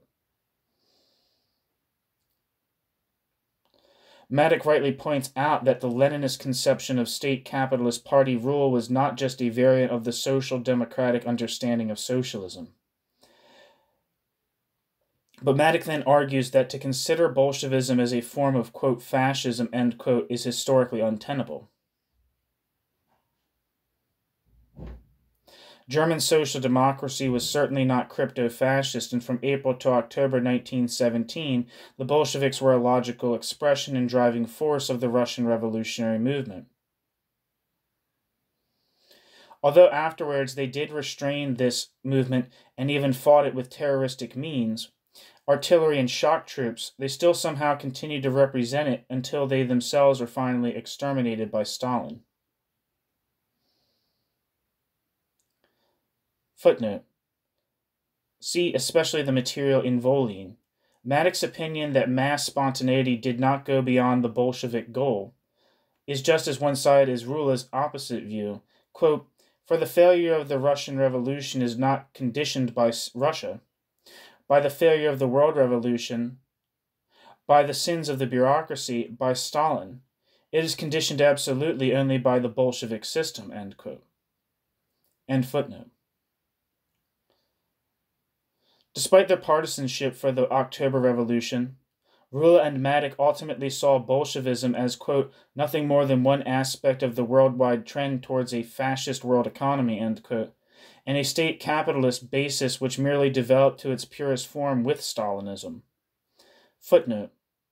Rula expects, quote, a delayed federative collectivism on a state capitalist basis, i.e. a fascistization of the entire capitalist world, end quote. Quote, they too, bracket, the democracies, end bracket, are left with state capitalism as the only possibility for further development, and this can remain in power only with the methods of fascism, end quote. Korsch also spoke of the, quote, victory of fascist state capitalism, end quote. See Staat und Konterrevolution, 1939, in Karl Korsch, Politische Texte. Rula says in one passage that fascism is just a, quote, preliminary form of state capitalism, end quote, which is already fully realized in the Soviet Union.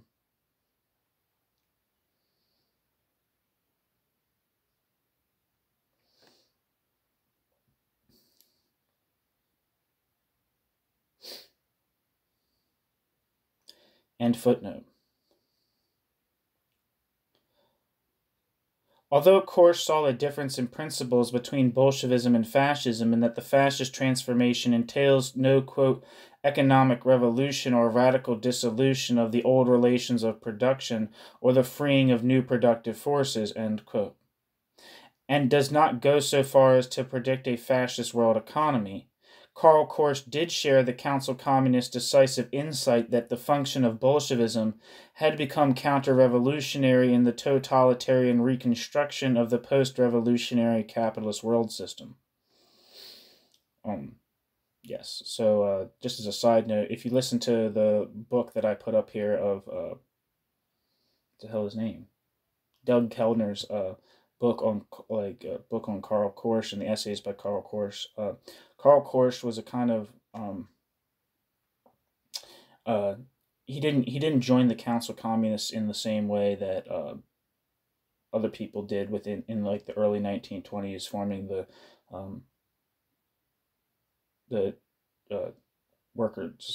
Communist Workers' Party of Germany, the KAPD.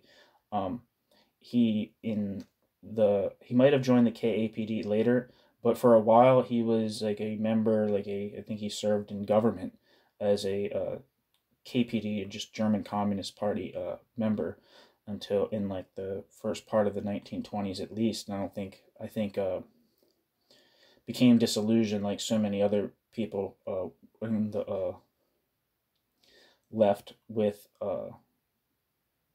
various aspects of development in the Soviet Union and Comintern policy, and the way that the Soviet Union meddled in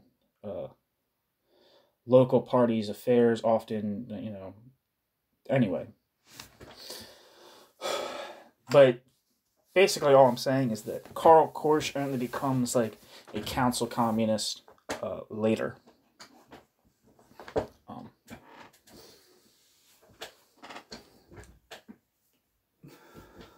Largely after, as a matter of fact, his main books were written.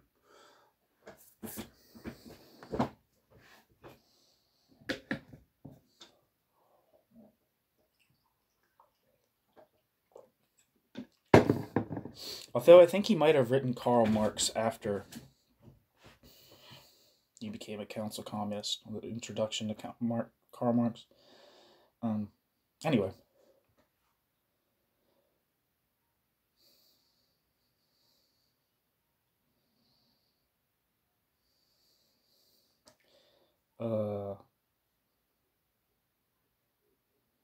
Yeah, actually that book's referenced right here. Footnote, Korsch, Thesis Towards a Critique of the Fascist Conception of the State. End footnote. According to Langerhans, quote, the function of Stalinism, like the function of fascism at the time, was to beat up workers. So, for example, the terrorist aspect of fascism, which as at first troubled so many Marxists, did not surprise the ones who had already experienced all these methods during their resistance to Stalinization, such as, for example, the Korsch group, end quote. Footnote, Revolution und Counterrevolution, eine Discussion zwischen Buckmiller, Kammler, und Langerhans. Buckmiller, I believe, is probably the most well-known Karl Korsch scholar. He wrote the introduction to the new volume that was released by Haymarket of Karl Korsch's Karl Marx, which is like an introduction and an overview of Marxist thought, which is tremendous, by the way. You should read that. I should probably reread it myself. It's been tremendously influential. But yeah, okay, back to the text. Korsch himself wrote, quote, in an historical process which ...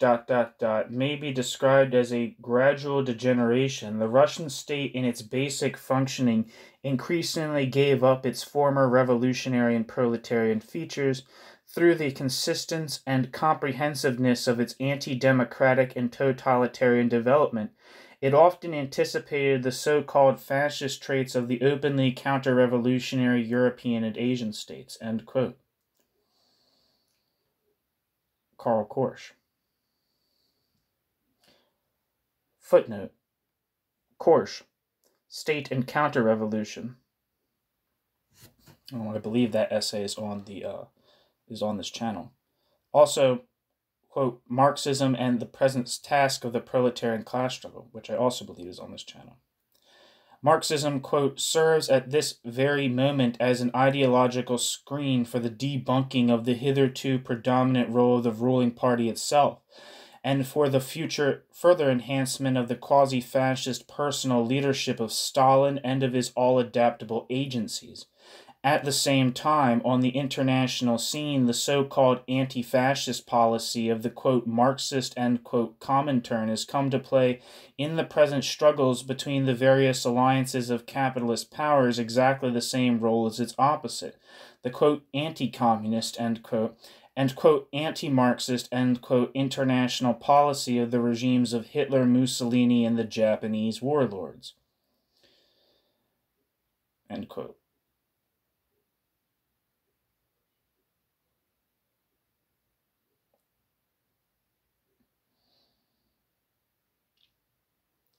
According to Korsch, quote, it ceases to be conceivable that the Russian state in its present structure should act as a powerful lever in the fascistization of Europe, end quote. It ceases to be inconceivable. Sorry. Let me read that again. I feel like I said conceivable. It ceases to be inconceivable that the Russian state in its present structure should act as a powerful lever in the fascistization of Europe, end quote. See Karl Korsch, State and Counter-Revolution. Korsch uses programmatically the concept of totalitarianism to designate the world historical function of post-revolutionary Bolshevism. Quote, bourgeois rule had not proven to be, quote, obsolete, end quote. Bourgeois rule had gained a new lease on life, a mighty rejuvenation by the transition from 19th century capitalism to 20th century totalitarianism. This process of transition was and is going on in many different forms in the most developed countries of America and Europe, as well as in, for the West, quote, new countries of Asia.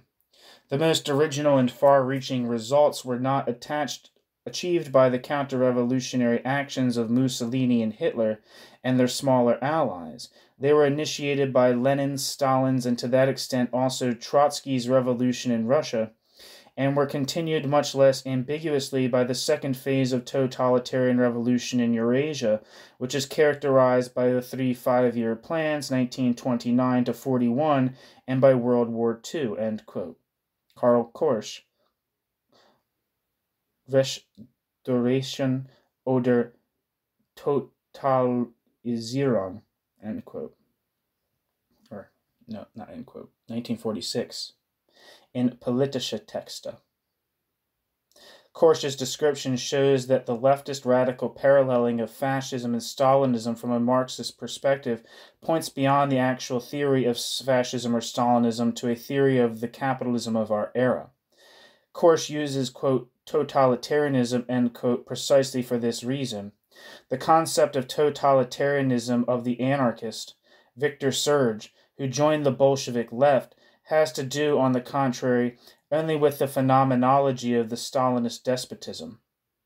See Serge, Erinnerungen eines Revolutionärs, and his Für eine Erneuerung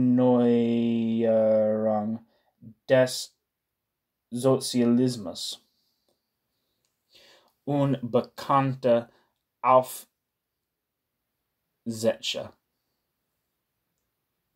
Aufsätze.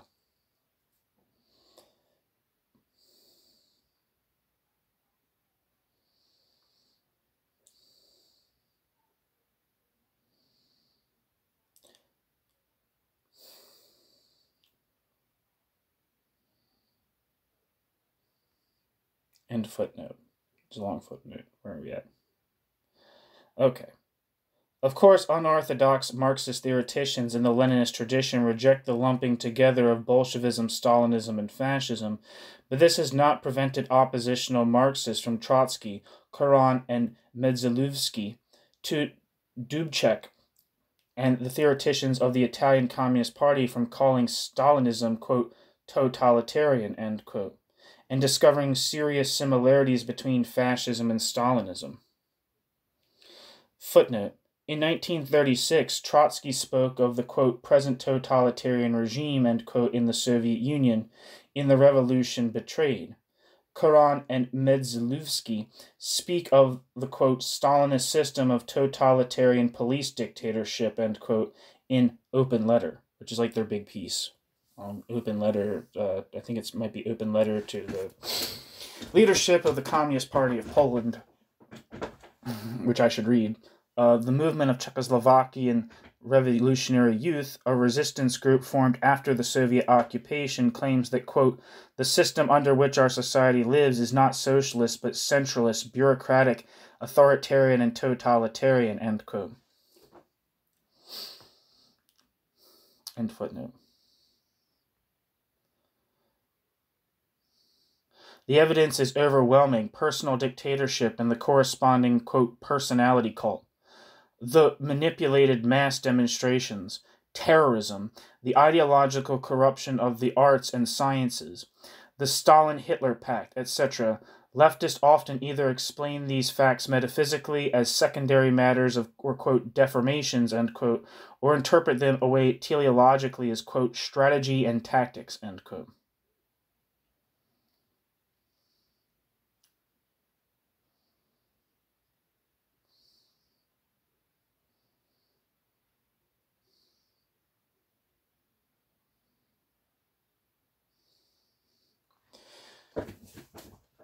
In 1936, Trotsky spoke of the, quote, present totalitarian regime, end quote, in the Soviet Union. Sorry. No, I just read that one. Shit. There's another footnote. Okay, 75. Since the 1930s, Stalin even had himself be addressed as, quote, leader.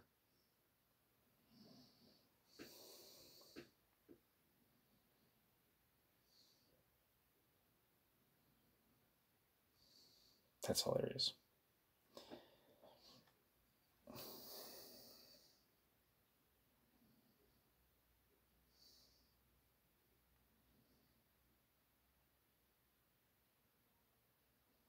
Sorry, there's like a million footnotes here. I'm trying to keep track of them. Okay, that was one footnote. Next footnote. Clearly more people, including communists, died in Soviet concentration camps than in Nazi ones, both in absolute numbers and in terms of percentage of the population. Roy Medvedev estimates the number of victims killed by the Stalinist repression to be between 25 million and 26 million. Solzhenitsyn numbers them at more than 66 million. See Roy Medvedev, Was erwartet uns? Über den Brief von H.I. Solzhenitsyn. In die Sowjetunion, Solzhenitsyn und die westliche Linke, edited by Rudi Dutschke and M. Wilke. Andrei Glucksmann accepts the number of 50 million. His Kochen und Menschenfresser über die Beziehung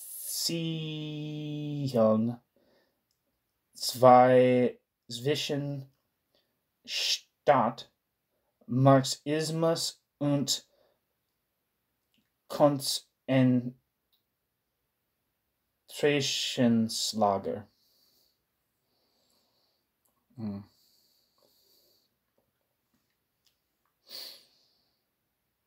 I believe Andrei Glucksmann is kind of like a right-wing guy.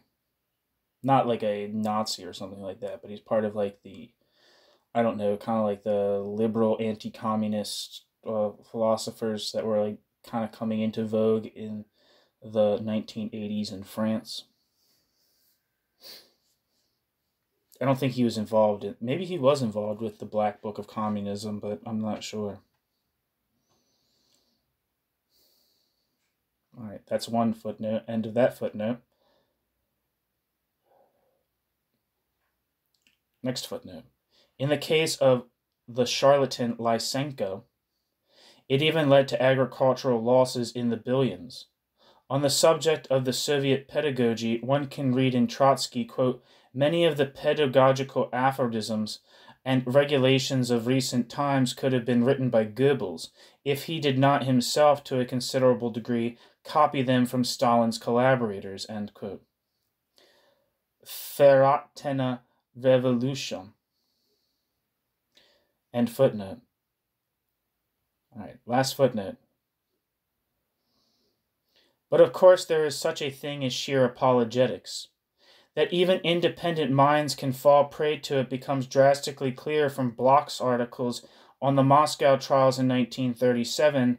The identification with power makes even the language false, bombastic, pseudo-mystical. Quote, it is the united energy of the Nazi beast, the Japanese robber state, Trotskyist hatred, to trivialize the trial against the activities of this three-headed monster, even to mock or calumniate it, requires a recklessness whose equal cannot be found in the history of political emigration, end quote. From Ernst Bloch, Kritik einer Prozesskritik in Bloch vom Hazard zur Katastrophe. Katastrophe, that's how I think it's actually how you say it. Politische Aufsätze aus den Jahren 1934 to 39. On page 180, Bloch calls the prominent victims of the trials, quote, the tangible serpent's heads, end quote. Yeah, just as a side note, I think when people sometimes, one of the things that I was watching, it's just like a little tidbit, but I was a philosophy student in undergraduate, and I was learning about, trying to get a little bit of a, curious about Martin Heidegger and learning a little bit more. He's like, you can't really step away from him in terms of if you're going to consider continental philosophy. And there's like some documentary about him, and there's like about his Nazi affiliations, and then they one of like the people are trying to like kind of like apologize for his Nazism, or trying to, well, maybe they weren't, but they were just saying, yeah, but there was also, it's also important to recognize the it was probably an apologetics thing, because like it's important to recognize that on the left there was massive support of Joseph Stalin by famous philosophers, and the philosopher he names is Ernst Bloch. This is like a German guy. It was a German documentary about Heidegger. Anyway, but the Stalin-Hitler pact was not a short-term tactic. Rather, the collaboration of Stalinists and Nazis even extended to the persecution of leftist radicals.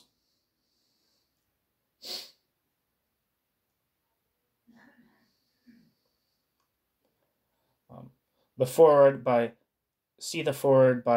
Erich Wollenberg, the former leader of the Red Front Soldiers League, in Serge's Erinnerungen on Stalin's closest collaborators' liking for Hitler, where Arendt, referring to Deutscher's biography of Stalin, concludes, quote, that Stalin had complete trust in Hitler can hardly still be doubted, end quote. There's a, I think did Hitler meet Stalin face to face? I'm not sure. It might have been a telegram, but it was something, I remember like the last thing was said, it was like, of course, of course, you're saying to like the flattery to Hitler. He was like, oh, of course, Germans love their Führer, not in a like a sarcastic way, like in an earnest way. It sounds sarcastic because it's such a so yeah. See Hannah Arendt's Elemente und Ursprünge totaler Herrschaft, Frankfurt, 1955.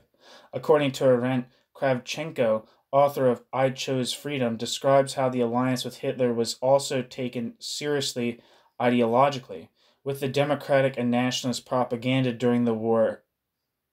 While the democratic and nationalist propaganda during the war never reached as far as the highest strata of functionaries of the party, where all this had just the value of propaganda.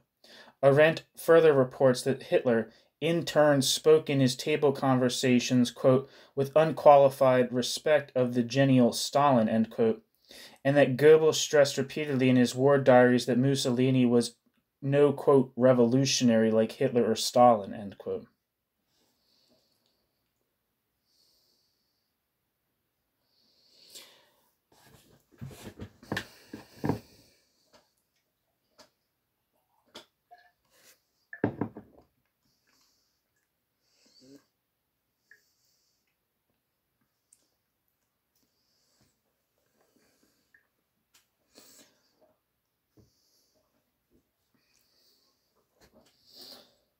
End footnote. The Nazi attack on the Soviet Union found it completely surprised and unprepared. And after the victory over the fascist armies, the Stalinist communist parties of Romania, Bulgaria, and Hungary even formed coalition governments with old heroes of counter-revolutionary terror. Footnote, see Annie Anderson, Die Ungarische Revolution. It's funny. I follow skateboarding, and there's a famous skateboarder right now called Andy Anderson, so that's amusing to me. Anyway, end of footnote. Equally unreal is the statement of one of the polemical booklets which played an important role in theoretically preparing the radicalization of the intellectual opposition of the 1960s. That there is a, quote, fundamental difference between work camps and extermination camps, end quote. Footnote. B. Blanca, Exkurs, wat gleich Braun, in Das Argument. According to Glucksmann, Merleau-Ponty and Sartre held a similar view in 1950. Of course, no justification in terms of economic rationality can be provided for the Stalinist camp system. Thus, for example, life expectancy in the Kolyma mines was, at most, 5 weeks. Arendt's view that the economic benefit of the camps of the Soviet bloc was reduced, as with the Nazis, essentially to subsistence for their guards, and so amounted to zero from an economic viewpoint, does not, however, take into account the opening up of the country under extreme conditions, especially in Siberia.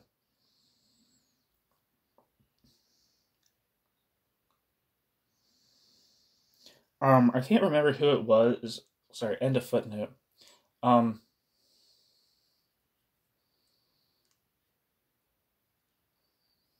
was I gonna say? Yeah, I don't know if it was in the Mark Harrison or the Donald Filtzer, or which of those articles that I read for here, where it was basically said that, like, yeah, the slave labor camps were not. It seemed like they were saying that in the Soviet Union were not particularly planned. The Soviet labor camps were less like a thing where, like, okay, we're going to get a vast army of prisoners together and we're going to use them as slave labor. What happened was there was mass violence against the peasantry in the process of collectivization, and obviously people called kulaks, which literally applied to anyone who was anything less than cooperative, was sent to concentration camps. And, it so happened that the state was at the same time, as part of engaging in collectivization and, this kind of the 5-year plan, they've recognized that they had all these people in concentration camps. So they shipped them out, they used them as human material and shipped them out to the far reaches of the Russian landmass to develop the economy and usually get natural resources. Like a big one, be example, like fucking like lumber camps or something like that. I'm not explaining it well, but it's very good. If you check out the work of what's it, Lynn Viola, I think her name is.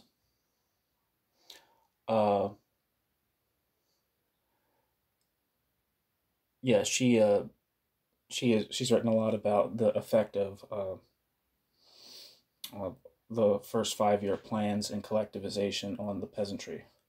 And she talks about in one of her essays in the book edited by Simon Pirani and Wendy Z. Goldman and Donald Filzer and people like that, about like a case study of like a particular camp, and which was more or less oriented towards like going out into like the deepest of like the shit of Siberia and cutting down trees in fucking shitty camps with very minimal provisions.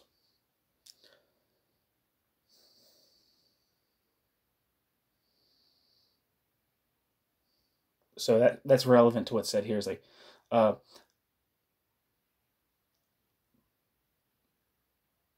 it says Arendt's view that the economic benefit of the camps of the Soviet bloc was reduced, as with the Nazis, essentially to subsistence for their guards, and so amounted to zero from an economic point of view, does not, however, take into account the opening up of the country under extreme conditions, especially in Siberia.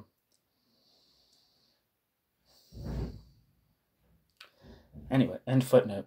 The helpless anti-Stalinism, which accompanied the critique of, quote, helpless anti-fascism, end quote, in the Abendroth school, is summed up in the same booklet as follows, quote, whereas fascism found a pre-existing, highly industrialized economy and only in a later phase through, quote, plans, end quote, organized that economy exclusively in order to produce armaments, the goal of Bolshevism was the maximal provisioning of the population after complete industrialization, end quote, and the emancipation, and the, quote, emancipation of the masses, end quote.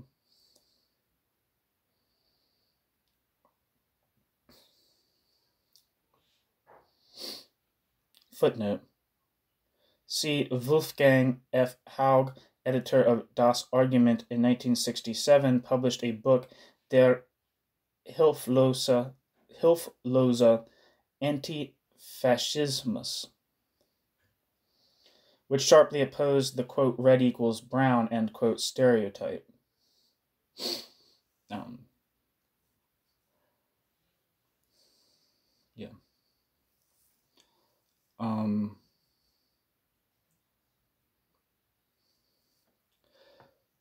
End footnote. Next footnote. Blanca.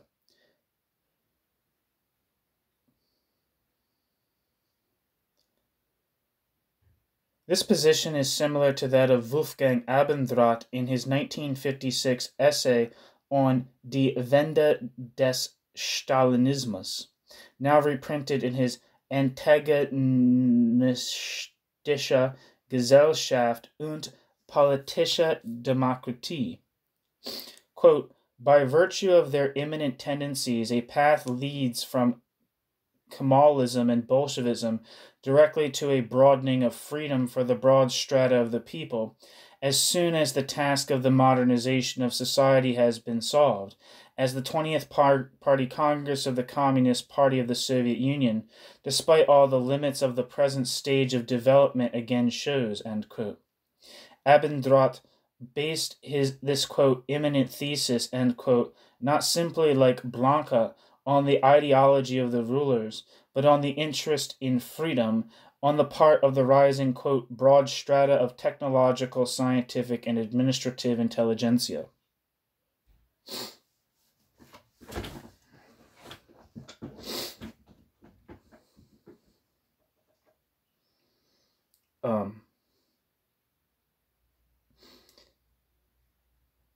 Yeah, I don't really know much about what Abendroth had to say about he's affiliated with the so-called Marburg School, which I don't know if Leo Kofler was also part of, but I think Abendroth and Leo Kofler were like kind of like, I don't know, comrades in the non-Frankfurt School theoretical left in Germany.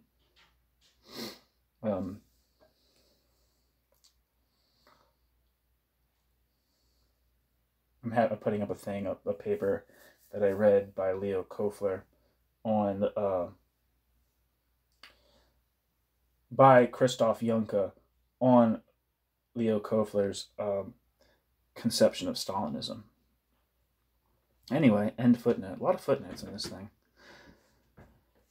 This is false even for the Leninist phase of the Russian Revolution.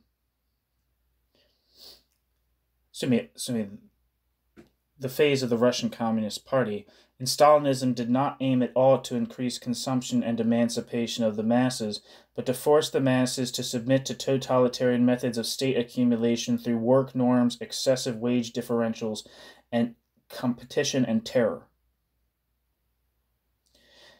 Footnote. A similar reply applies to Werner Hoffmann's attempt to contrast Stalinism as a, quote, educational dictatorship, end quote, with fascism as a, quote, retardative dictatorship, end quote, Beharrungsdiktatur, and to define Stalinism academically as a, quote, excessively power-oriented order, end quote, without a, quote, domination order, end quote, since allegedly it did not involve exploitation.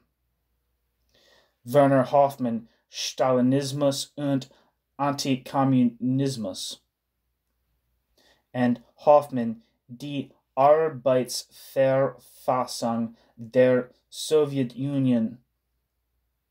And R. Müller, Untersuchungen zur Struktur des Dritten Reiches. Und zur Theorie des Totalitarismus.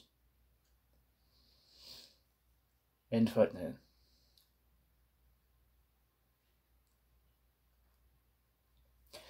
Bourgeois theory of totalitarianism originated in the 1930s and 1940s in the United States in order to show the identical nature of fascism and Stalinism.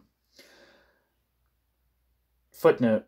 See Symposium on the Totalitarian State in Proceedings of the American Philosophical Society, Volume 82. Hannah Arendt, The Origins of Totalitarianism and Totalitarianism, Proceedings of a Conference held at the American Academy of Arts and Science, March 1953, edited by L.G. Friedrich. An overall view of the subsequent totalitarianism debate is presented by G. Scheffer in his essay Demokratie und Totalitarismus in Politikwissenschaft, eine Einführung in ihre Probleme, edited by Kress and Zanghaus. End footnote. Unlike Korsch, for whom, quote, totalitarianism, end quote, obviously designated a profound world historical transformation, most Marxists rejected the concept on the grounds that it was purely formal, i.e. it sought to define a system without reference to its specific form of socialization. As it turns out, however, Arendt's theory of fascism is immensely more specific than the Marxist slogans about monopoly, imperialism, and the petty bourgeoisie. By totalitarianism, Arendt did not just mean the blurring of the liberal distinction between state and civil society, as Italian fascism had characterized itself as the term had been employed in the 1920s to characterize the Soviet Union. Footnote. Giovanni Gentile, who's like a Hegelian fascist, or was at least influenced by German idealism. Giovanni Gentile spoke of the, quote, totalitarian nature of the fascist doctrine, end quote, in his Origini e Dottrina del Fascismo, published in Rome in 1929. See also Hans Buchheim, Totalitäre Herrschaft.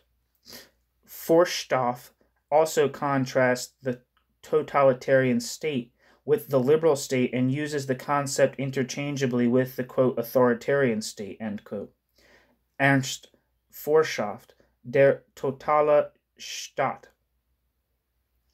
A different view is given by H.O. Siegler, Autoritärer oder totaler Staat, published in 1932. From this, Carl Schmitt concluded that there is really no such thing as a, quote, totalitarian state, end quote, that the totalitarian character is rather a result of the seizure of power by a, quote, totalitarian party, end quote. Oh shit, that's not Carl Schmitt, Conrad Schmitt. I.e., the, quote, negation of the whole body by a part, end quote.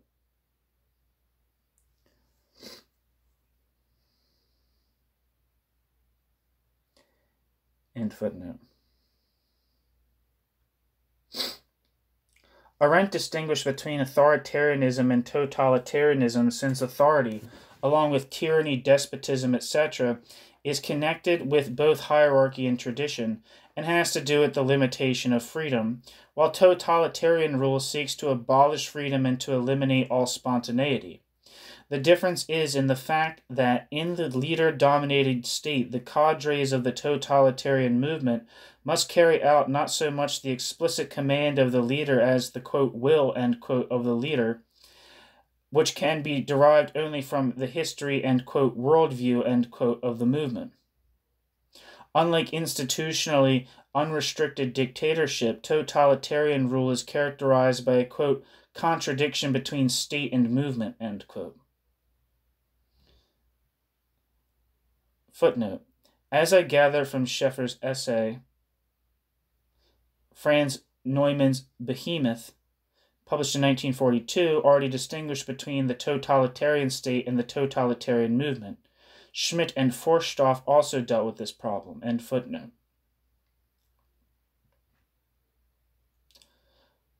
Totalitarian movements do not just seek a rigorous reform of the states in which they develop, though this was to a great extent true of Italian fascism. Rather, totalitarian movements transcend the national state. Thus the Nazis wanted not just a Reich of the German people, but the world domination of the Aryan race. Similarly, in domestic policy, the Nazis did not merely seek to erect a stable party dictatorship, but a permanent political transformation. Thus, the Nazis did not just want to establish a totalitarian state under their party's rule, but the domination of the Aryan race and final division of mankind into masters and slaves, Aryans and non-Aryans. Arendt's emphasis on the contradiction between the state and the movement captures the specific nature of fascist rule more accurately than current Marxist categories dealing with the smashing of the workers' movement and the imperialist armaments economy. Footnote. Meanwhile, the Marxist discussion of fascism has also turned its attention to the fascist movement. See Oskar Necht and Alexander Kluge's Öffentlichkeit und Erfahrung, and the contributions of Anson Rabenbach in New German Kritik, and E. Henning in Ästhetik und Kommunikation. End footnote. Yet Arendt's conservative prejudice against all mass movement prevented her from recognizing the superficiality of the fascist, quote, movement, end quote, i.e. the fact that the fascist, quote, movement cannot solve the contradictions of bourgeois society, but can only reproduce those contradictions in a new form. See Necht and Kluge.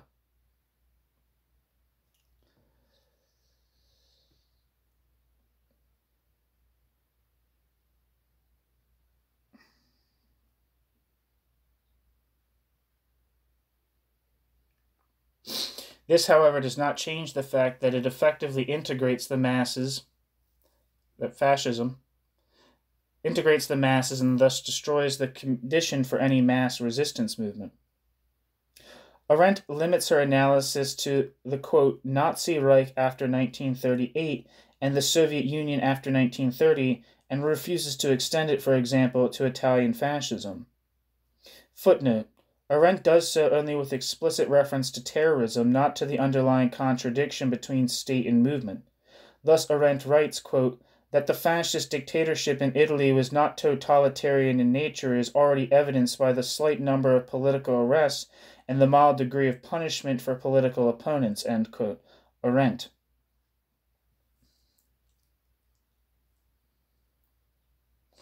Thus, end footnote, thus Arendt only partially succeeds in drawing an analogy between fascism and Stalinism. She does not see the fascist state as having a monolithic structure, and she compares it with Stalinism only in the dualism of political facade, parliament or Soviet and real power, party leadership and secret police.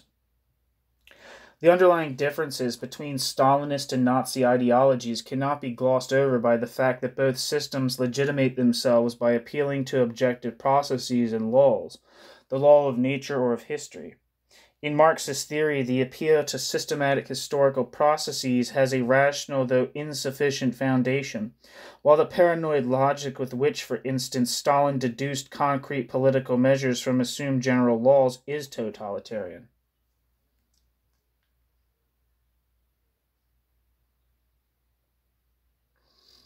Furthermore, it is crucial that, unlike in fascism, political resistance can appeal to the theory which the political rulers themselves advocate. The confessions of old Bolshevik revolutionaries in the Moscow trials have less to do with a fascist destruction of personal identity through terroristic integration into an insane system than with the way in which party elites caught in the Bolshevist tradition seek to preserve their revolutionary identity. Footnote. The anarchic structure of the Nazi ruling system is fundamentally different from the structural anarchy of the bureaucratic planned economy. See Franz Neumann, Behemoth, The Structure and Practice of National Socialism, published in 1942.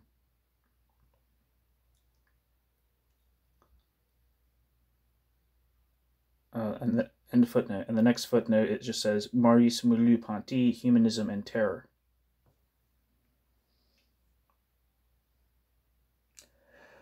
That the secret police in Stalinist Russia disposed over a political power similar to that of the SS elite corps under Hitler is refuted by what Arendt herself says on the subject. Arendt convincingly describes the totalitarian change of function of the secret police under Stalin. It no longer has primarily the function of fighting political opponents, and therefore, e.g., it no longer works with provocation tactics, but it has become the quote, only accomplice knowing what in other countries corresponds to state secrets, end quote. End footnote. These errors of Arendt's analysis of Stalinism can be traced back to her unmediated definition of totalitarianism. Stalinism is not a mass movement standing in an ambivalent conflict with the political system whose power it has conquered. Rather, Stalinist rule presupposes the liquidation of the mass movement not through the power of spontaneity organized in a counter-revolutionary way, but through a gigantic coercive state apparatus. There has never been a decidedly Stalinist mass movement that would have really supported Stalinist terror, compulsory collectivization, the Stakhanov system, the mass purges, the repression of minorities, and the domestic system of camps.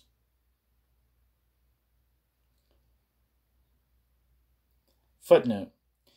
In case one can speak of it in the Spanish Civil War, it was rather a movement of the petty bourgeoisie than of the proletariat. On this, Serge writes, quote, the mechanization of every social activity and the highest degree of concentration of power against a deeply embittered and disillusioned population, before which the tremendous masses adapt passively and without illusion, goes the route of least resistance. Of course, there are some believers, the same as everywhere, some self-seeking, others young and youthfully candid, end quote.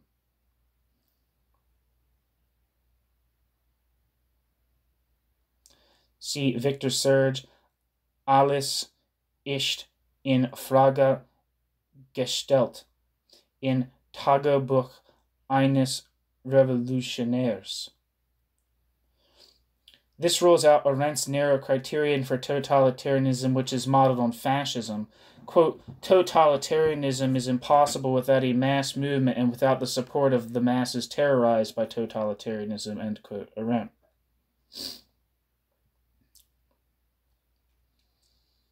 Yeah, when you're saying that the case of there being like a Stalinist movement in the Spanish Civil War, and it being rather a movement of petty bourgeoisie than the proletariat, that is because, to my understanding, the Communist Party, the Spanish Communist Party, at the start of the Spanish Civil War,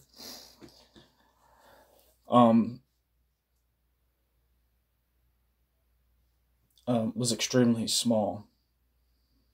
And to my understanding, it barely existed. I mean, I might be wrong about that, so don't quote me on that. But you know, if you know something I don't know, put it in the comments, I guess.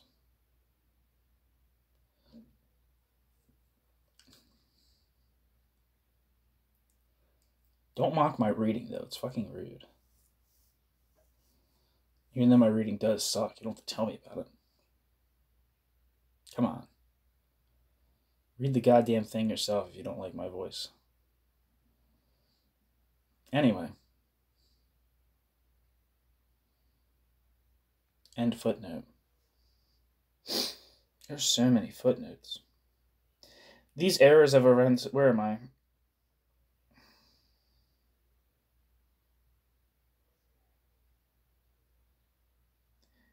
Okay. It is hardly worthwhile to discuss the process that led Arendt to see Nazism and Stalinism as simple variants of the world historic novum of the 20th century called, quote, totalitarianism, end quote. One need only mention her idea of the, quote, decline of class society, end quote, in an amorphous mass society in which totalitarian movements, quote, to this day are the only forms of organization that the modern masses have found and that seem adequate to them, end quote.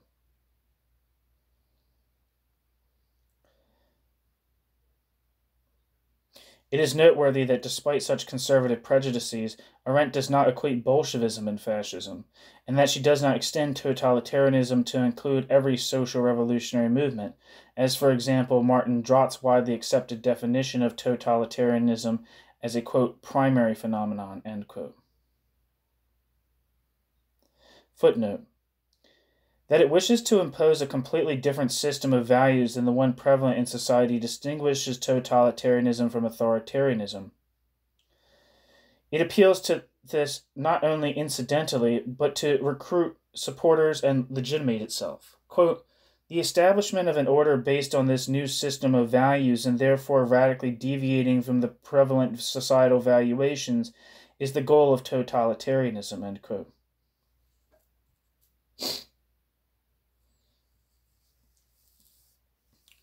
Martin Drott, Totalitarismus in der Volksdemokratie.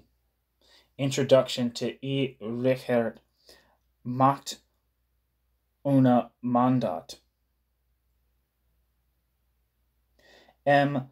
Greifenhager, in his survey of the works dealing with totalitarianism, adopts Drott's concept and draws from it the absurd conclusion of rejecting the concept of totalitarianism for Nazism and limiting it to the Stalinist phase of the Soviet Union. See Greifenhager, der Totalitarismus Begriff in der Regimentlehre, end quote. End footnote.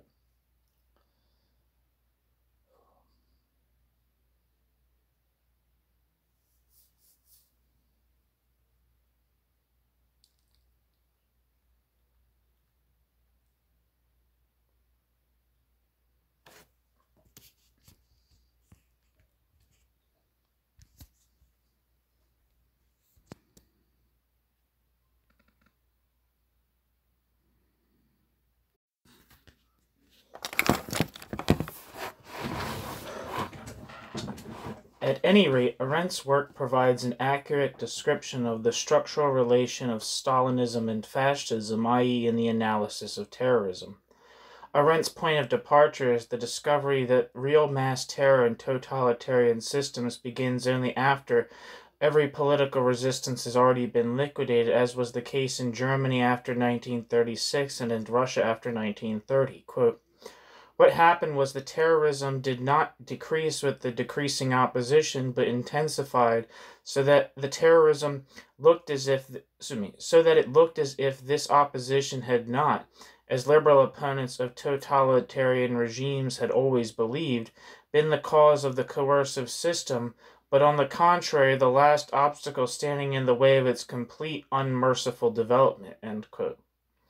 Similarly, quote, "Terrorism ceases being just a means for repressing and policing the population when all real opposition has been liquidated.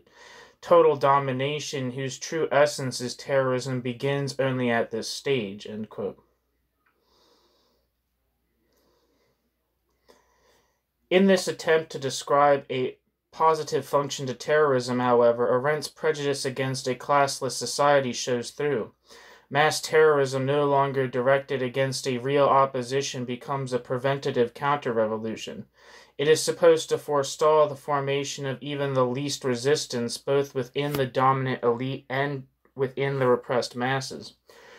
That is also the significance of the system of concentration camps. Quote, "The lack of purpose of the camps, their cynically admitted counterproductivity, is only apparent. In truth, they serve more effectively to preserve the regime's power than any of the regime's other institutions. Without the camps, without the indefinite fear of the camps, and without the very definite education to total domination, which could be tried out nowhere else in its most radical possibilities, a total domination can neither exalt its core troops nor keep an entire people in complete apathy." End quote. This analysis of Stalinism as based on the systematic terror against loyal cadres and masses gives rise to the objection that it loses sight of the underlying continuity of the Stalinist and post-Stalinist phases in Russia.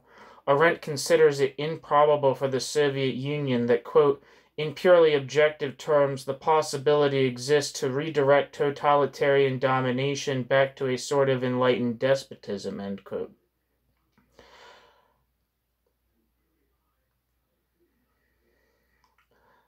Thus, the post-Stalinist change would compel Arendt to consider totalitarianism inapplicable even for the Stalin era.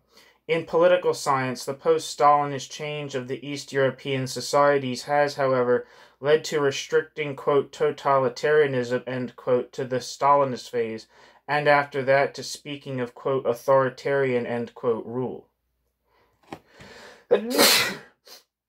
Footnote, see Peter C. Lutz's Parteileiter im Wandel, Function, Aufgabe, Sozialstruktur und Ideologie der SED Führung.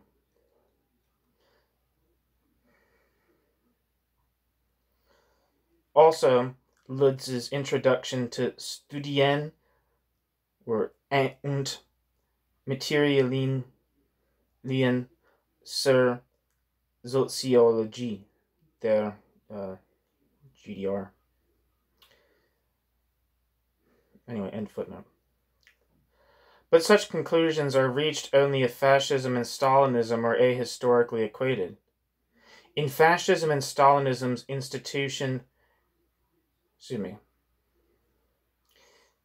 But such conclusions are reached only if fascism and Stalinism are ahistorically equated. In their institutions and ideology, post-Stalinist societies differ only incidentally from those of the Stalin era.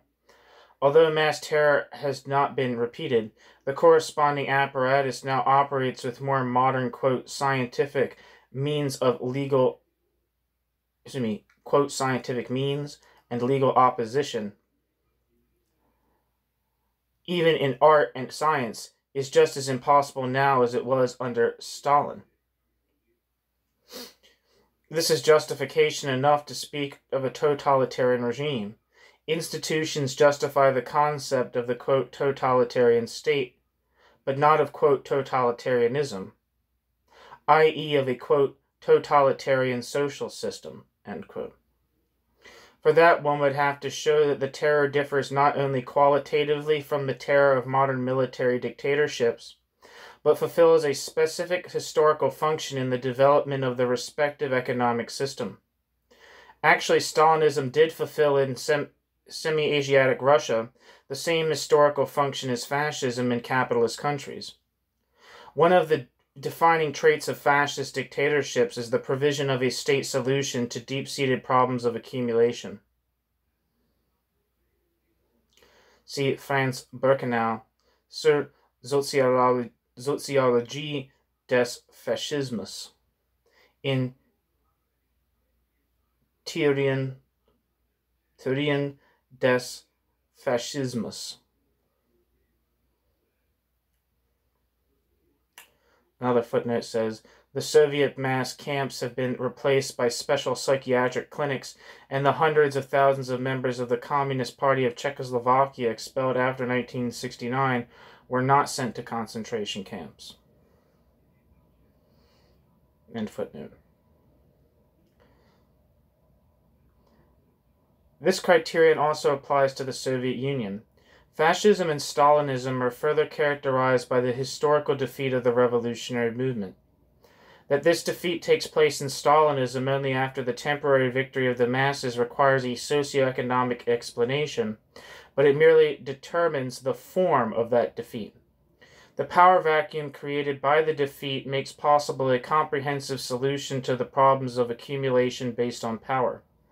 The fact that it temporarily succeeds in solving these problems provides the totalitarian system enough legitimation to develop the terror sufficiently to prevent all effective opposition.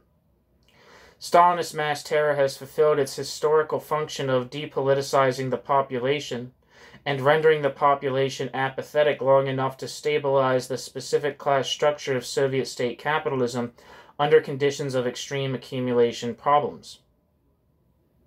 It is therefore misleading to equate Stalinism and fascism under the label of, quote, totalitarianism, end quote, but more correct to qualify not only the Soviet state, but also Soviet-type states as, quote, totalitarian, end quote, i.e. as, quote, totalitarian state capitalist, end quote.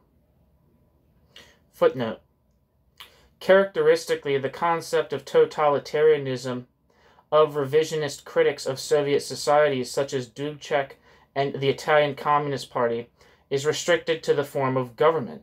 The report of the Frankfurter Rundschau, February 25, 1976, concerning the statements by Umberto Terracini, quote, as an example of the, quote, comprehensive totalitarianism of the Soviet government, end quote. The leadership names the regional and local parliaments, which seldom meet and always unrestrictedly accept the directives of the central government.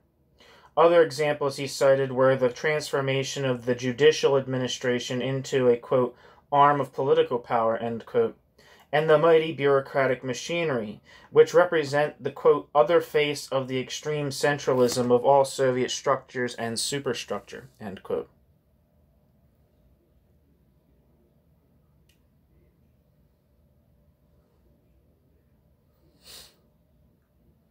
End footnote. Under Russian socio-economic conditions, the state capitalist accumulation required a comprehensive counter-revolution, i.e. a violent destruction of the revolutionary achievements of the Soviet workers and peasants without this leading economically to a restoration. Under Russian socio-economic conditions, the state capitalist accumulation required a comprehensive counter-revolution, i.e. a violent destruction of the revolutionary achievements of the Soviet workers and peasants without this leading economically to a restoration. Footnote. Rudi Dutschke, in reference to the political system of the Soviet Union, speaks of a, quote, Asiatic restoration, end quote, in Links Sozialistische Zeitung, July-August 1977.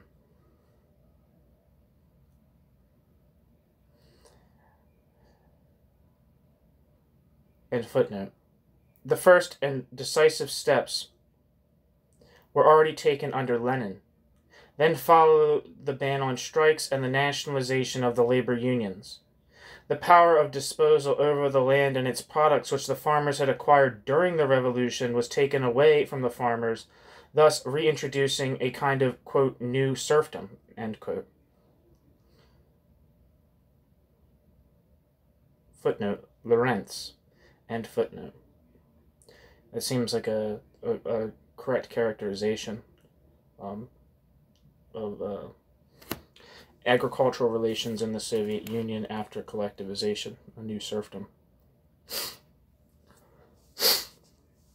Finally, millions of rural people were concentrated as new industrial wage workers in the new industrial centers, and capitalist work discipline was drilled into them through terror and excessive individual competition, the Stakhanov system.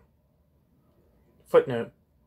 But the methods of, quote, mass competition, with whose help the Communist Party in the period of wartime communism had mobilized large parts of the workers, end quote, now leads only to, quote, a short-term mobilization of parts of the working people, especially the working youth, end quote.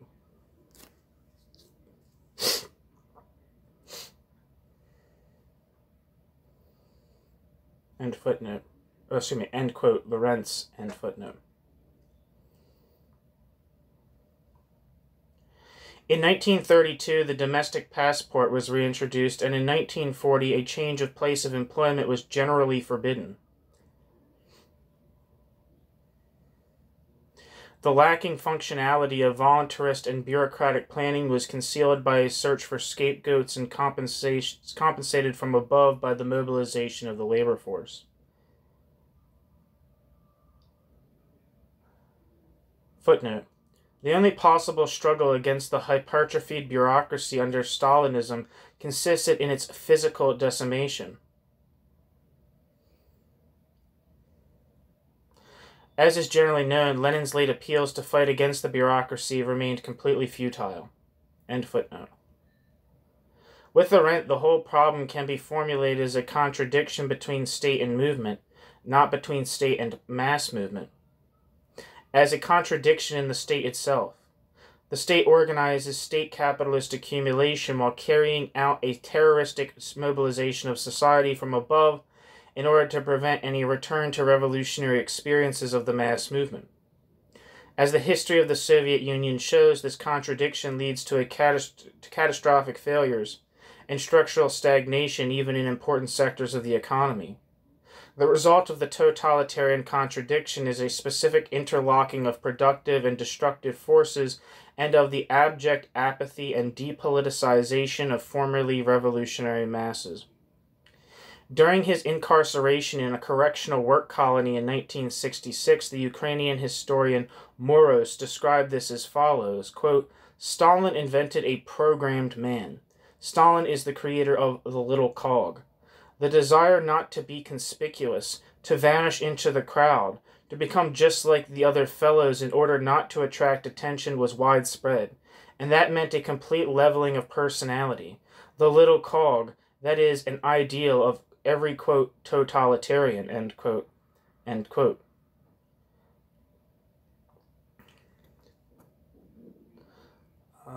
Footnote, Valentin Moros. Reportage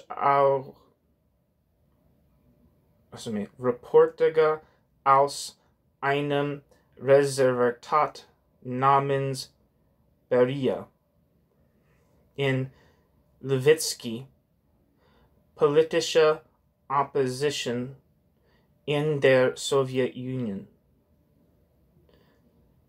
The Hungarian critic Rakovsky has provided a vivid description of the system of totalitarian mobilization. Quote, in such an economy which paralyzes the balance mechanism prescribed for the normal functioning of economic organizations by repressing the autonomy of all formal organizations, workers must be ready to carry out every assignment unconditionally as at every moment whatsoever. This presupposes a control over workers not only as wage-dependent but as integral personalities. In this atmosphere of total mobilization, it becomes impossible to distinguish between personal responsibility and objective difficulties. A difficulty in performance is always taken as a sign of a lack of zeal in fulfilling the guidelines, or even of something far worse, and the less it becomes possible to produce a recognizable connection between, quote, offense and, quote, penalty, i.e., the less the individual is in a position to adapt rationally to the state of uncertainty, the more effective the periodic waves of purges become, because they guarantee the subjugation of all particular interests under a single one, the interest of accumulation, end quote. Mark Rakowski, Der Marxismus angesichts der sowjetischen Gesellschaften, in Andras Hegedus Miali Weiter, Die Neue Linke in Ungarn. Rakowski also used the term totalitarian. End footnote. Recently, in American political science, the concept of, quote, mobilization system has been used instead of totalitarianism.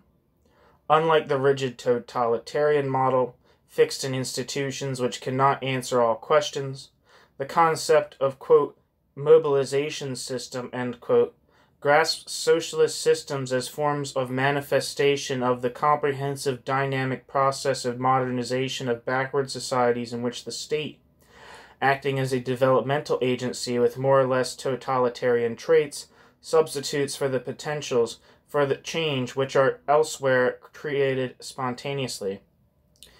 Quote, totalitarianism is thus no longer understood as a reprehensible form of governance new in principle and contradictory to the, quote, Western way of life, but is genetically relativized as a functional equivalent to market forces at work under, quote, normal, end quote, conditions.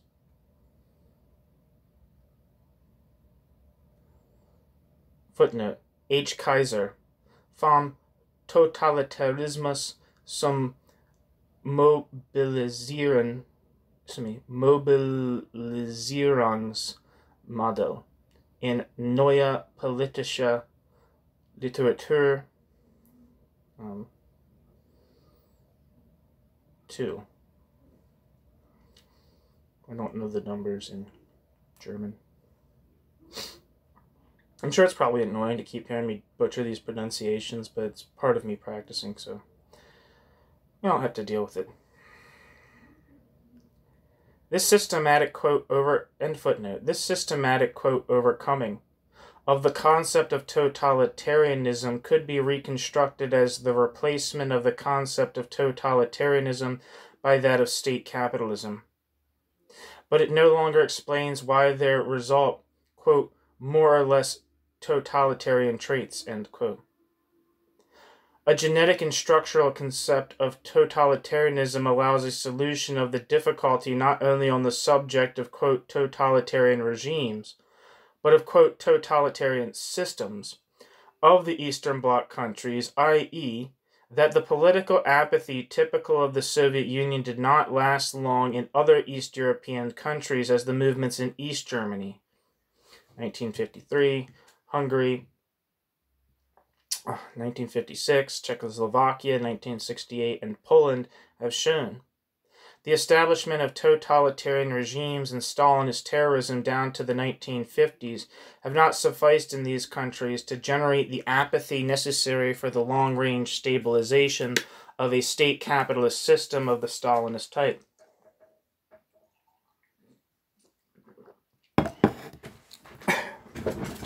East European state capitalism is therefore dependent on the occupation of the Russian army.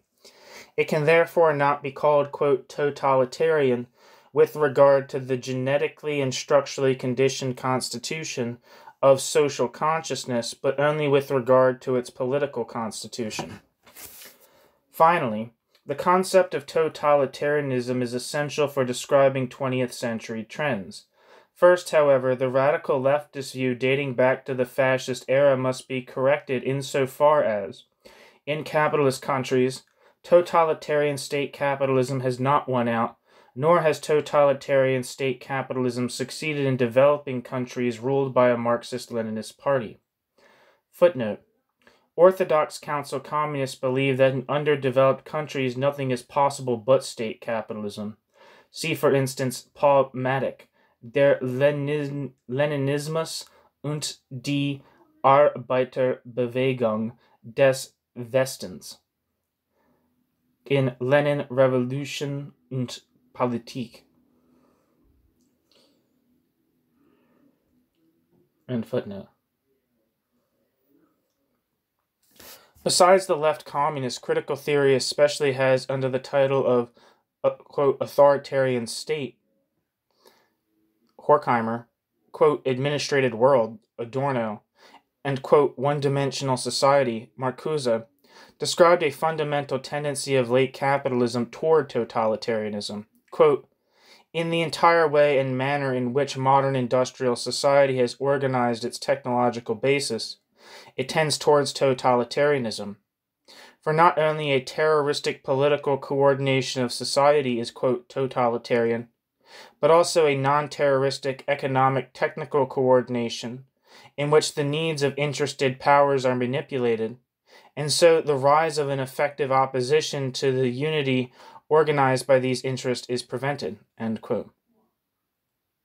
In this perspective, then, the bourgeois theory of totalitarianism, which equates Stalinism, Bolshevism, and fascism, can be interpreted as a projective defense of the totalitarian tendency of Western capitalism. The political development of the late 60s, however, cast doubt on critical theory's thesis that the technology of totalized capital relations, from the taylorization of the work process, through commodity aesthetics and media manipulation, to imperialistic war machines, suffices to constitute, quote, a society without opposition, end quote. It is, therefore, inappropriate to apply the concept of, quote, totalitarianism, end quote, to modern capitalism where there are no totalitarian state apparatuses.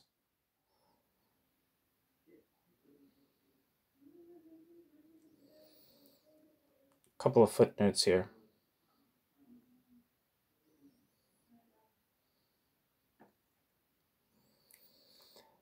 First footnote, Herbert Marcuse über das Ideologieproblem in der hochentwickelten Industriegesellschaft in Ideologie, Kritik und Wissenssoziologie, edited by K. Lenk.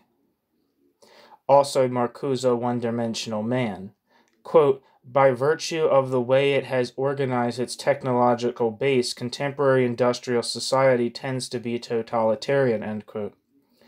On page 81, Marcuse writes, quote, in the area of culture, the new totalitarianism is manifested precisely in a harmonizing pluralism, in which the mutually contradictory works and truths exist peacefully side by side, end quote. Marcuse no longer uses it in reference to end footnote.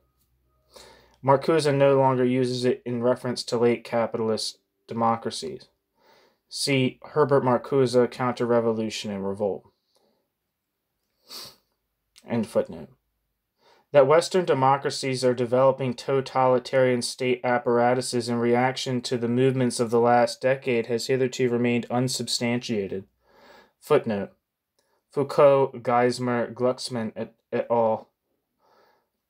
Neuer Faschismus, Neue Demokratie. End footnote. Even the population's strong fascist potentialities does not by itself justify speaking of Western totalitarianism. Perhaps as already indicated by the leftist communist, a concept of totalitarianism that goes beyond fascism and Stalinism today captures capitalism's tendency. triggered by the historical defeat of the revolutionary labor movement, to result in either fascism or the Eastern European variety of state capitalism. That the profound paralysis of every autonomous communist movement cannot be separated from the pressure of competition of Western capitalism does not salvage the historically progressive function of Soviet-type societies, but only shows once again their state capitalist nature.